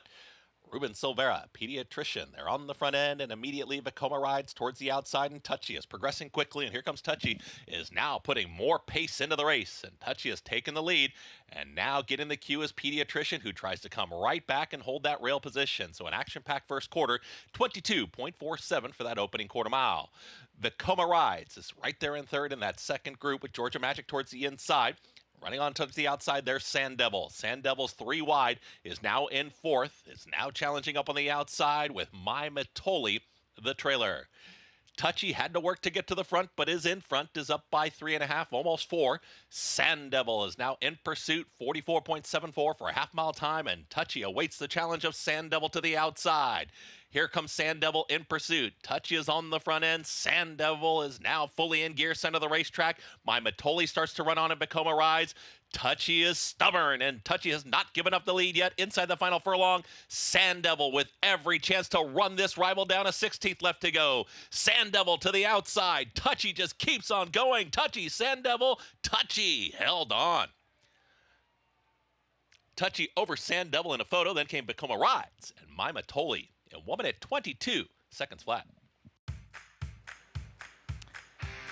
Touchy the win. There's Wesley Ward, all smiles after that performance. Was that the game plan? Go to the front where the horse has been sitting so far off the pace? Well, he did have speed to begin his career, and I guess with the lack of pace, you know, he'll break as a little bit of a stumble. Obviously didn't affect him. As you see, he stumbled a little bit, but he stumbled forward, so it didn't really take him out of the race. And we always say it about Joel Rosario, when he's aggressive, things work out for him. And he's been riding very well in the dirt lately, Joel Rosario, and he kind of made that early move to go up and to press the pace there that was set by Pediatrician. Pediatrician, the 7, was acting up in the gate a little bit, and I think it almost caught Touchy, who was right outside him, off guard a little bit, and that's where he had that slight stumble at the start, but putting him on the front end turned out to be the right move, and Sand Devil, it looked like, had every opportunity to run him down, and he dug in. Yeah, you know, one thing, Sand Devil broke fine today. He doesn't have the speed he once had, but he had every chance to win this race. And, I mean, give it credit to Touchy, because he just simply held this horse off. Sand Devil had every chance to get by him. Sharp final time, too, 122.13. Track's pretty quick, you know, we'll see. I mean, I feel like Sand Devil is just not the horse he was earlier in his career. Maybe maybe Touchy just stepped forward. 8-4-2-1. Touchy gets just the second win of his career, but multiple stakes placed. It's Wesley, so it's impossible to know when and where you will see him next. Could be anywhere. Anywhere, any track in the country. The world. The world, yeah. We've seen him in Royal Ascot. Probably not going to go over for a race in Europe this horse. He's a dirt horse. Now we're going to see a horse that was over in Europe from that barn coming up with a nightcap. And that man right there will be aboard. Joel Rosario for Wesley, who should be the favorite in our finale to come. It's Touchy holding off Sand Devil in our feature.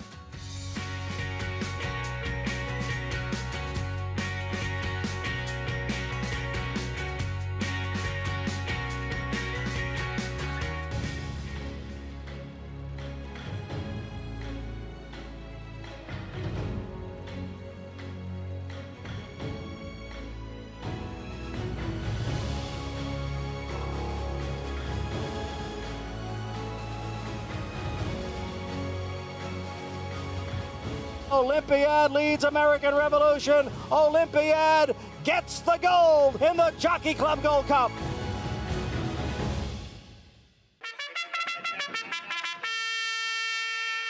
For years now, Monmouth Park's 50-cent Win Early Pick 5 has helped players win early and often.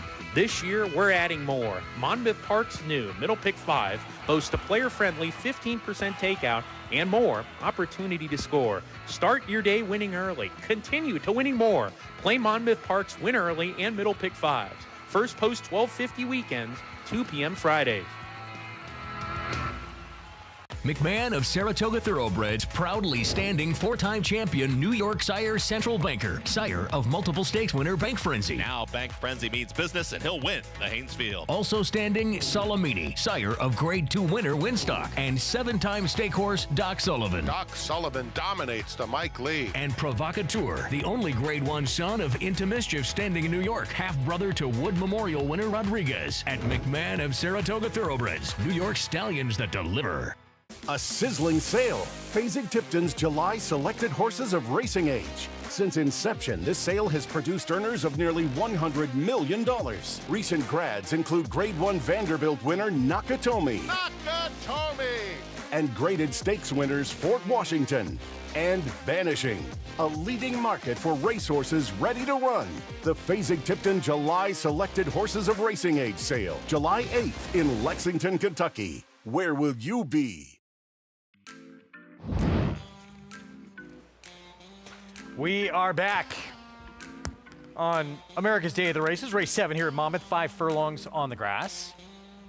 Most covered in this pick 6, 2-7, 9-10 not covered. Yeah, back at Belmont at the Big A. We'll get to that nightcap, 25 minutes to post. Meanwhile, Monmouth Post Parade, Gold Trust at 5-1. Yeah, second off a little bit of a layoff. I think is certainly a player here. Bar Down Express, Patrick McBurney barn. It's by Cantharos, who can get turf runners. Only one sibling to win on the grass, and the dam never tried it. Turf debut coming up. Confiscated. Kathleen DeMasi trains. Plenty of turf better than the dam side, but Arrogate as a sire of turf sprinters is not great. What's up, Mr. Z went by? Cutting back in distance, ran while sprinting 2 back. So did Fade the Noise. I try to fade the noise. And here's Jungle Glow, Paco Lopez, 3-1. Ran well in that common race last time off of the layoff. Jataros comes off a win at Tampa. I thought this horse was much the worst to beat, just faster than these in general. And Spirit in the Night, 2-10 winner on the grass. Also out of that same race, another one second off the bench. Let's go to Paul for more on the 7th. Yeah, I'm kind of in agreement with Danny. I think the 7, Jetaros, is the horse to beat in here. But I'll start with the 1, the horse on the rail at 5-1. You're getting good value on that horse right now. And, you know, when you look at this race, I thought it was a wide open race. Now, Gold Trust for Mike Deeney is a horse that is, you know, accomplished at the mile distance, has run a couple decent races, but was favorite last time off the layoff and probably needed that race. And you're getting 5-1, like I was saying. Now, there's a couple horses that you see in here. Jungle Glow with Paco Lopez. I think it's taking a little bit of Paco Lopez money. But I landed on the 7 in here, Jetaros. I just think this horse has got some gait issues, but I think that this horse actually wants somebody to chase, and maybe getting left in the gate the last couple times has been okay. Terry Pompey's horses has run really well so far, in this gelding by Cantharos, I think, is the one to beat. Here's Sonny Leon from My Purple Haze stable. And guys, I just want to let you guys know this is a race that is sponsored for Mr. John Connors, and his whole family is here in the winner's circle. And if my boy Joey can pan to him, what a good-looking group here in the winner's circle. Monmouth Park, always the best. Oh, having a great time out there at the Jersey Shore, enjoying the action. What do you think about this favorite? I just think the 7's generally faster than the horses in the race, consistently faster. I don't think the 1's impossible in this race. I wish the 3 had a turf stallion. I know. I like Arrogate. Or even a sprinting stallion. Right. Everything about Arrogate's is long on the dirt. 7% turf sprint stallion, but a half to Creed and plenty of pedigree there. And it's a little interesting at 13-1 and has speed, but I just think the 7 may be better than these horses. I'm with you. I think that Taros, the 7, is the one to beat. Sonny Leon looking for another one today. I thought with the 1, Gold Trust, he was a horse that could move forward for it. Mike Deeney had been facing Jersey Bred Company prior to that and running races. I think that would make him competitive. A little bit of trouble last time. His last year's races were good. I agree. I think if I was going to play, I'd usually 7 as an A, 1 as a B, and maybe 3 as a C, just because the horse is a big price. Post time coming up. 5 furlongs on the grass, 9-5. As you get a look at that There's group. the crew. I love that. Enjoying the action out there in Oceanport. Having a good time there. Well, I mean, they got a shot out from Paul LaDuca. That's And they took a selfie with him too? really. Oh, how about that? Paulie will never refuse a photo. He is absolutely. He is is very so good about great that. with fans. He really is. Really is great. Gold Trust in the gate, loading up. Here we go, race 7. Track that's very good about creating new fans in the sport. Monmouth's a terrific place. It really is. They do a really nice job there, and it's nice to see people coming out as well. It's just a very nice track. Very family friendly, Yeah. which is nice too. Matt Dinnerman with the call. Here's the 7th. It's the gate and are loading. Gold Trust, Bar Down Express, and Confiscated have gone in. Fade the Noise and Jungle Glow, the next 2 up into the gate. What's Up, Mr. Z? Post position number 4.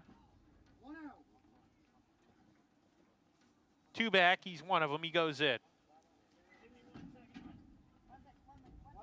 Jet Taros into the outside, Spirit in the Night. We're ready to go. And we're off.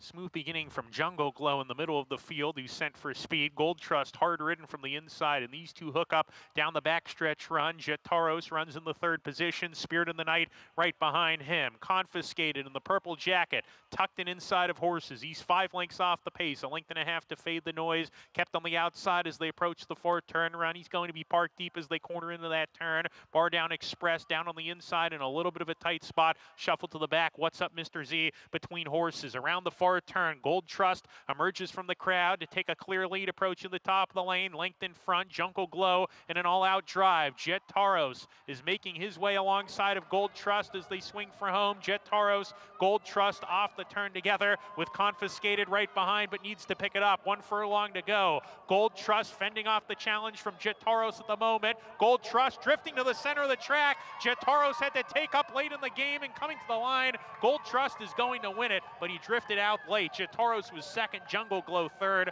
Blanket Photo for 4th. Gold Trust crossing that wire first, but drifting in and out. And was there interference here?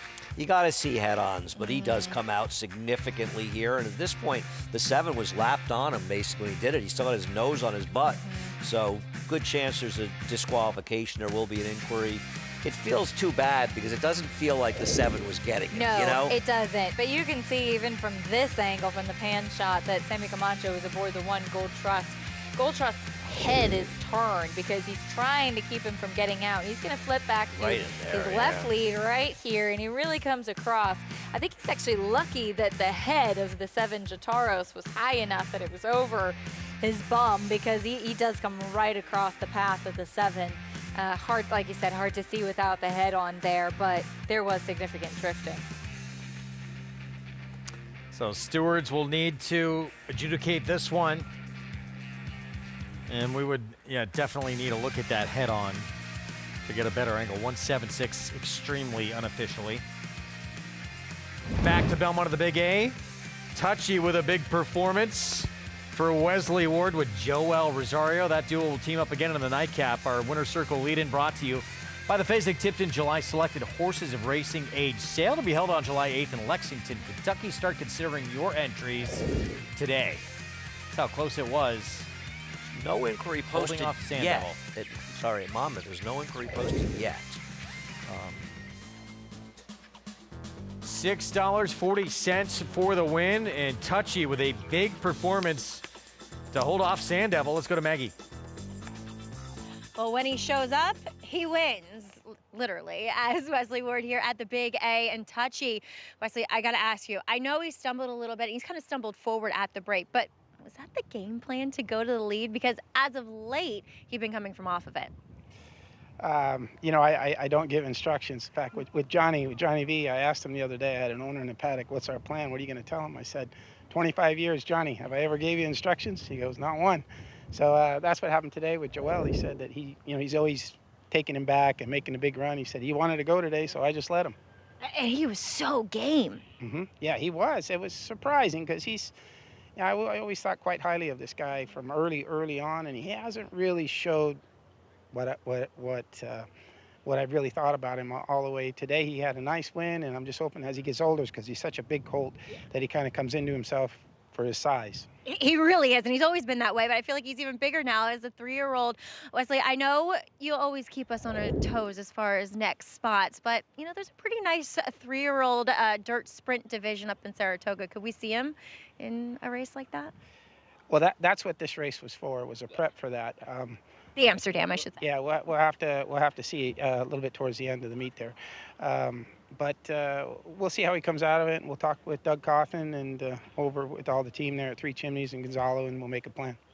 Quick, I got to ask you about the horse coming up next in the last. Happy American off the long layoff, gets a ultimate equipment change. What do we think about him? Honorary American. He's sorry. yeah, he's a nice colt. You know, we were looking to get him on the grass early on here, and unfortunately it rained off, and Joel rode him on the dirt, and he ran a credible race where we went over to and tried at Royal Ascot, and it just didn't work out. He's had a lot of minor issues along the way, and we're finally here, and hopefully we're in the right spot today. Well, best of luck with him. Congrats over Touchy. Really nice colt. Thank you very much, Maggie. Guys.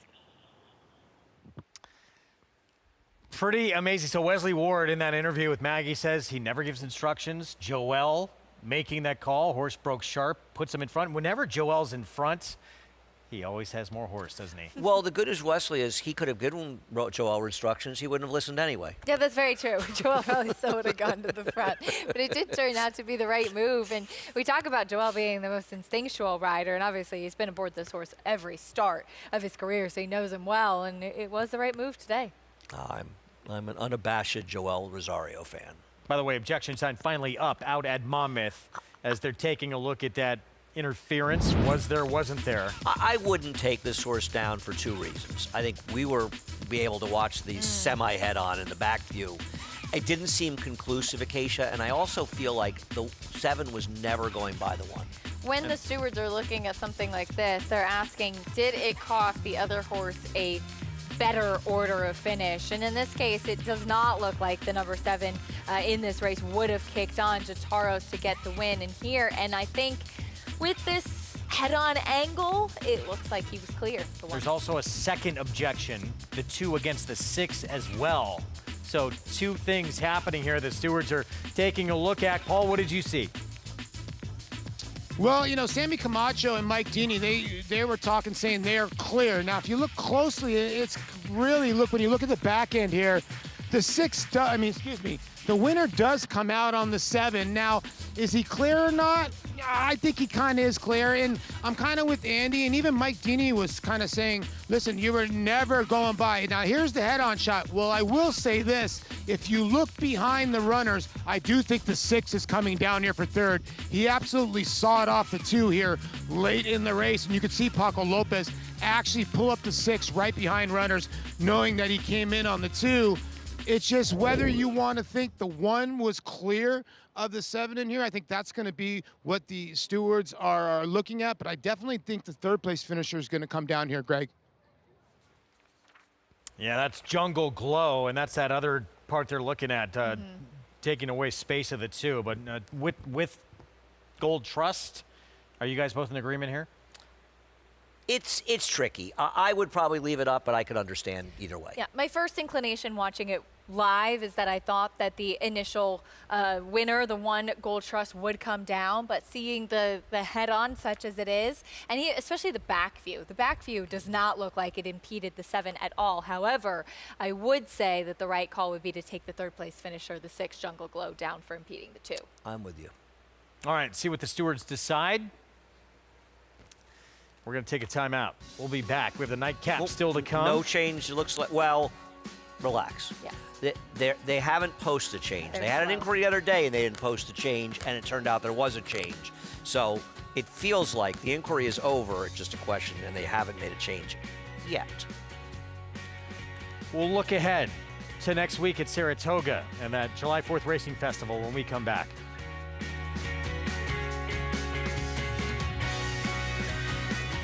he possessed such natural athleticism. It is Golden Pal winning the Juvenile Turf Sprint. He's very, very agile and quick. Golden Pal has repelled the challenges. Each and every race, he just got better and better. Golden Pal broke like a rocket. Golden Pal, wire to wire. He's a very confident horse. Golden Pal, the lead is out to 5 lengths in deep stretch. He's just got a brilliant mind. They're all behind Golden Pal. I'm going to be breeding everything I have to him.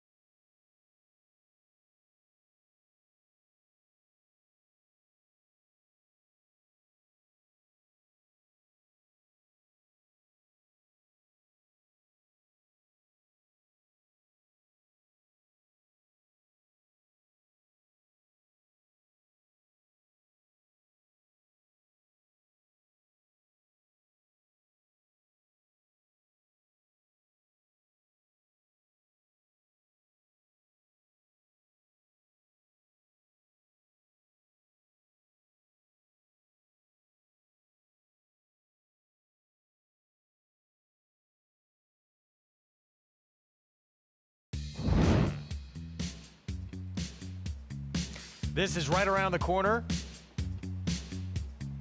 Next week, for the first time ever, July 4th weekend at Saratoga. Are you excited? Very. Is that an understatement of the year? You know, listen, I love being here and racing wherever, but Saratoga's a special place. It's a magical place. Well, it's incredible, and they have quite a lineup for us for this July 4th weekend and this early start to the summer. All this stakes action ahead with the Belmont Derby, Belmont Oaks. We'll see nitrogen in that Belmont Oaks. The Suburban. Do we get bourbon with that? I like that. Suburban. Presented by, who is that? Locked will be trying to bounce back in that race. You know, I hope he does bounce back. I particularly am rooting for the Eclipse horses, the way they handle journalism. I think they did so much good for the game, you know, in that they ran him in all 3 races and how well he ran. And I liked Locked a lot, but I don't know how you can't be a little concerned with his effort in the Ali Sheba. Absolutely. And I think that when we saw Locked coming back at the end of 2024 into the beginning of 2025, the way that he ran second in the Pegasus, that huge effort in the Santa Anita Handicap, you said, oh, wow, this is going to be a major player in the older horse division. And I do think that it is fair to say what happened last time, because that Ali Sheba was the first game plan for Locked, and it was kind of the last-minute effort for Fierceness, who ended up winning Supposed to run that here race. in the Westchester. You're right. And I mean, okay, maybe he wasn't going to win, and maybe he's better at 1.25 miles, but he wasn't winning the Ali Sheba at 1.25 miles. Nope. And start before looked like he might be the best older horse in the country, potentially. Agreed. See if he can bounce back. Can he make it 5? Just another day in the office for Flavien. 2,000 and counting. Flavien Prat, chance to add to his terrific Friday afternoon. Stay with us. It all comes down to this. Good afternoon, ladies and gentlemen. The moment that defines the year, when the world's most influential buyers gather and Every decision, every bid, every opportunity shapes the future. At a marketplace that brings the thoroughbred world together and where futures are forged, because every moment matters. At the World's Yearling Sale, Keeneland, September. RaceLens is the most in-depth product in horse racing, with unique features found nowhere else. True odds, predictive analysis, and pace projection. RaceLens. It will change the way you follow horse racing and take your game to the next level. Single day reserved seats in the Clubhouse Grandstand and Michelob Ultra Stretch are on sale now. Plus, book your single day tables in the Miller Time 4-Star Day, Pick 6 Vodka Picnic Paddock, and Surfside Tailgate. Secure your seats at NYRA.com/Saratoga. Serving others is our foundation. That's why NYRA is building a pathway for businesses, individuals, and organizations to support charitable groups connected to horse racing in New York State and beyond.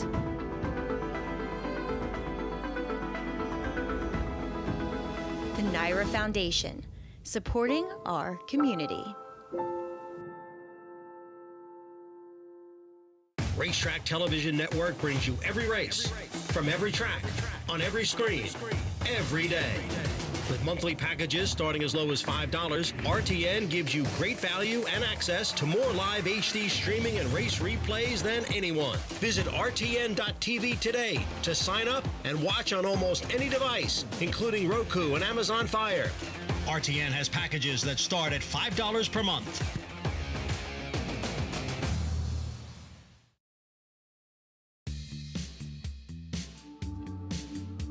Good to have you with us on our Friday coverage. Nightcap coming up.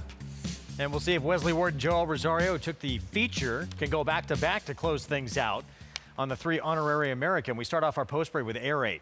I like Air 8's chances here. I thought ran well last time, given the pace. Make me. He is taking a drop in class, and he does have some turf pedigree. Well, the Dam never won on grass. She handled it and won a couple times on synthetic. Here's the Wesley Ward runner. Blinkers off, New Gelding getting Lasix. I don't know what to make of this horse. I will say Wesley Ward's numbers, maiden special weight to maiden claimers and turf sprints, are not good. Went to Royal Ascot, second start of the career. Did not go well. Long time away. Seeker's Hope went by. Showed some speed last time out for 50,000. There's Volt Marcassi. Not a lot of turf pedigree on the bottom side. Is by Tappet and has been gelded, though. Suspiciously named with Ruben Silvera. I kind of like the name. I don't like the horse, though.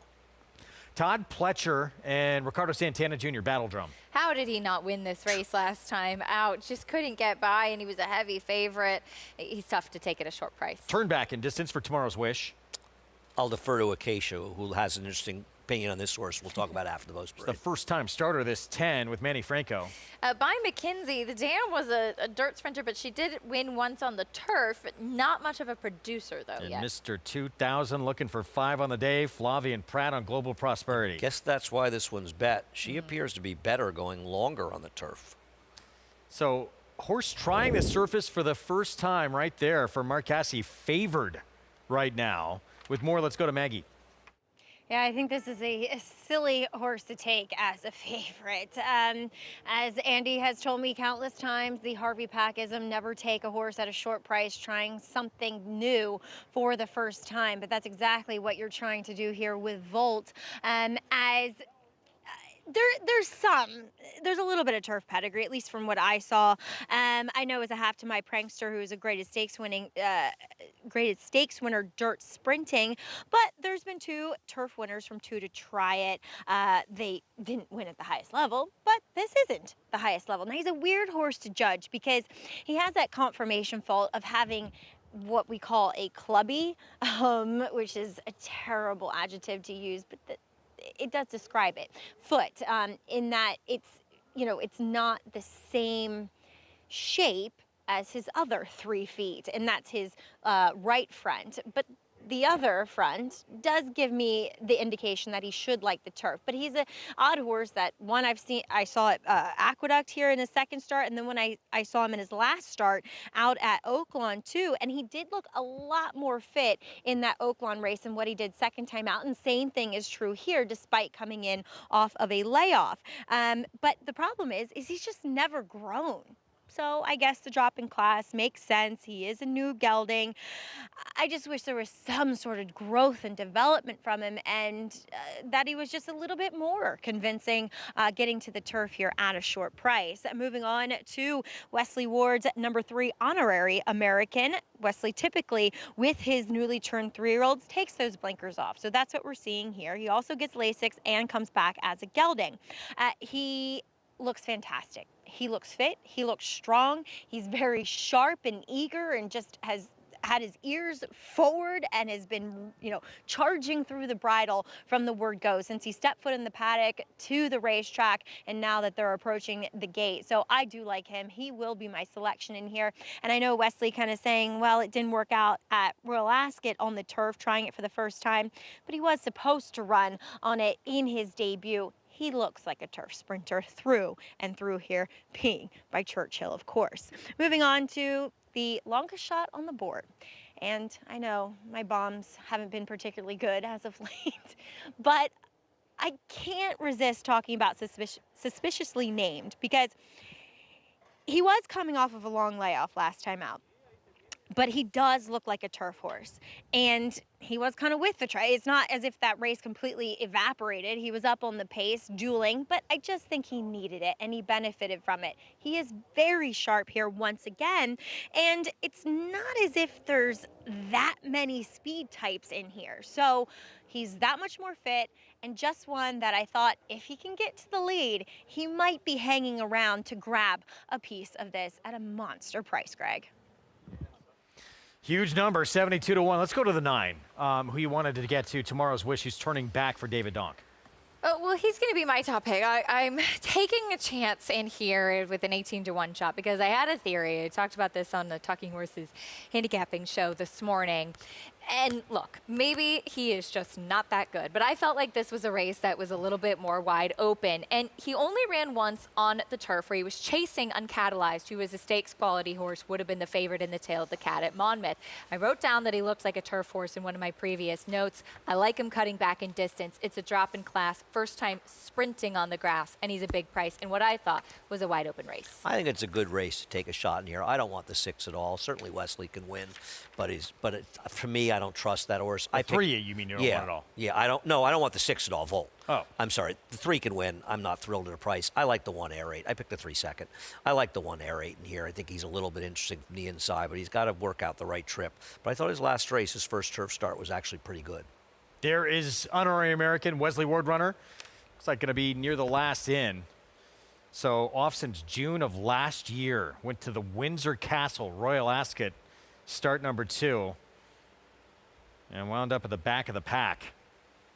Long time away, coming back with a ton of changes. New gelding, Lasix, blinkers off. We know he's quick early, too. Here's the nightcap Friday card. Belmont at the Big A. Chris Griffin, the call. Global Prosperity. To the outside. Goes in. All set. And they're off. Slow start for Zakat. Global Prosperity, with all the speed towards the outside, broke very sharply and is already up by 3/4 of a length. But here comes Make Me. Make Me now assumes command, and Make Me is pumped up. Global Prosperity will settle into second. Battle Drum behind them. Suspiciously Named is in 4th. Is tugging there. Wants to move forward with at the rail. Comes Honorary American. That's the leading 5. Now mid-pack, there's the Gray Volt, who's towards the inside here of Tomorrow's Wish. Then at the rail, that's Seeker's Hope. The 2 at the back, Air Rate. And slow starting Zakat, 22-4 for that opening quarter mile. Big long shot up front and Make Me. Make Me is up by 2.5 lengths, is traveling well so far, and Make Me reaches the top of the lane at a big number, is trying to run them off their feet right now. Make Me set for home. Here's Global Prosperity down the center of the course, who means business, and Global Prosperity to Make Me has now put a neck in front. Battle Drum is starting to battle on here, and here comes Battle Drum in pursuit. Global Prosperity has a final 16th to go. Flavia and Pratt 5 on the day. Global Prosperity wins the finale. Battle Drum second, then came Suspiciously Named, followed by Volt in 1 minute 8.47 seconds. Flavian Pratt, number 5 on the day, number 2001 in his career. Also eligible, gets in and gets the win. As John and Brielle used to say, one for the thumb. Sets up another one. And look, this horse actually broke on top. Even though it was sprinting, it shown some speed going longer.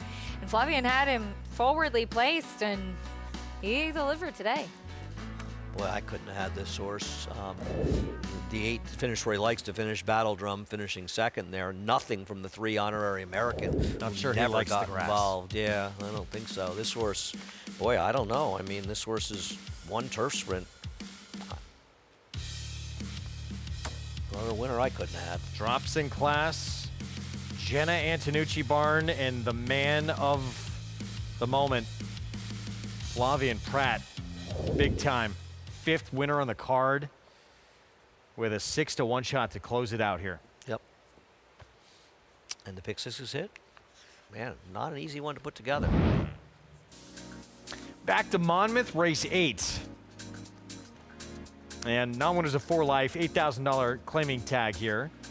Mile distance, Phillies mares 3 and up, and 9 to 5 on the 7. Stormy Matoli. What do you two think? In here, I think that the 7 Stormy Matoli is the horse to beat. It should be noted that the 5 Rose Summer was a late scratch in the paddock. Yes. I think the 4 is dangerous, though. Let's go to Paul.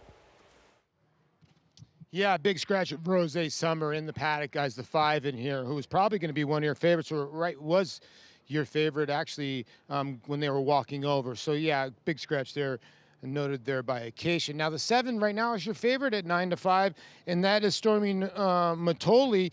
You know, this horse was in the Jose Delgado barn, and Douglas Nunn, very heady trainer, and this horse won at 1 to 5 last time out. And you wonder why Paco Lopez doesn't stick. Well, J.L. Gonzalez is kind of Douglas Nunn's main rider. If you look, they've got 28 mounts together, so he's going to go there where Paco goes hunting somewhere else. Now the 8 on the outside looking for water. We saw Faith Wilson win with a mare last weekend as well. I thought this mare ran really well in her last start. It was her 2nd win out of 3 starts here at Monmouth, and only her 3rd career win, and she found the winner's circle. Maybe she can repeat. She gets Axel Concepcion. So I kind of was 7-8 in here. I understand where you guys are going with the 4. I thought the 3 was the other horse in here, to be honest with you. No fake. I think the 3 could be the horse that goes to the front end, but I was 7-8 or 8-7 here in the finale, guys. Well, public with you on the 7, looking for water. That 8 on the outside comes off a victory, off a short layoff last start. 7 looks like the controlling speed in this race and going to make him tough to beat. I have no argument with that at all. The reason I like the 4 was this trainer has very good numbers off the claim, especially routes. Off the claim and dirt routes, Silvino Ramirez is 9 for 24 with a 359 ROI and 18 of them hitting the board. Those are pretty heady numbers, so I thought maybe he could improve off the claim. That was why I liked him. The 4? Yes. The 4 is not off the claim, though.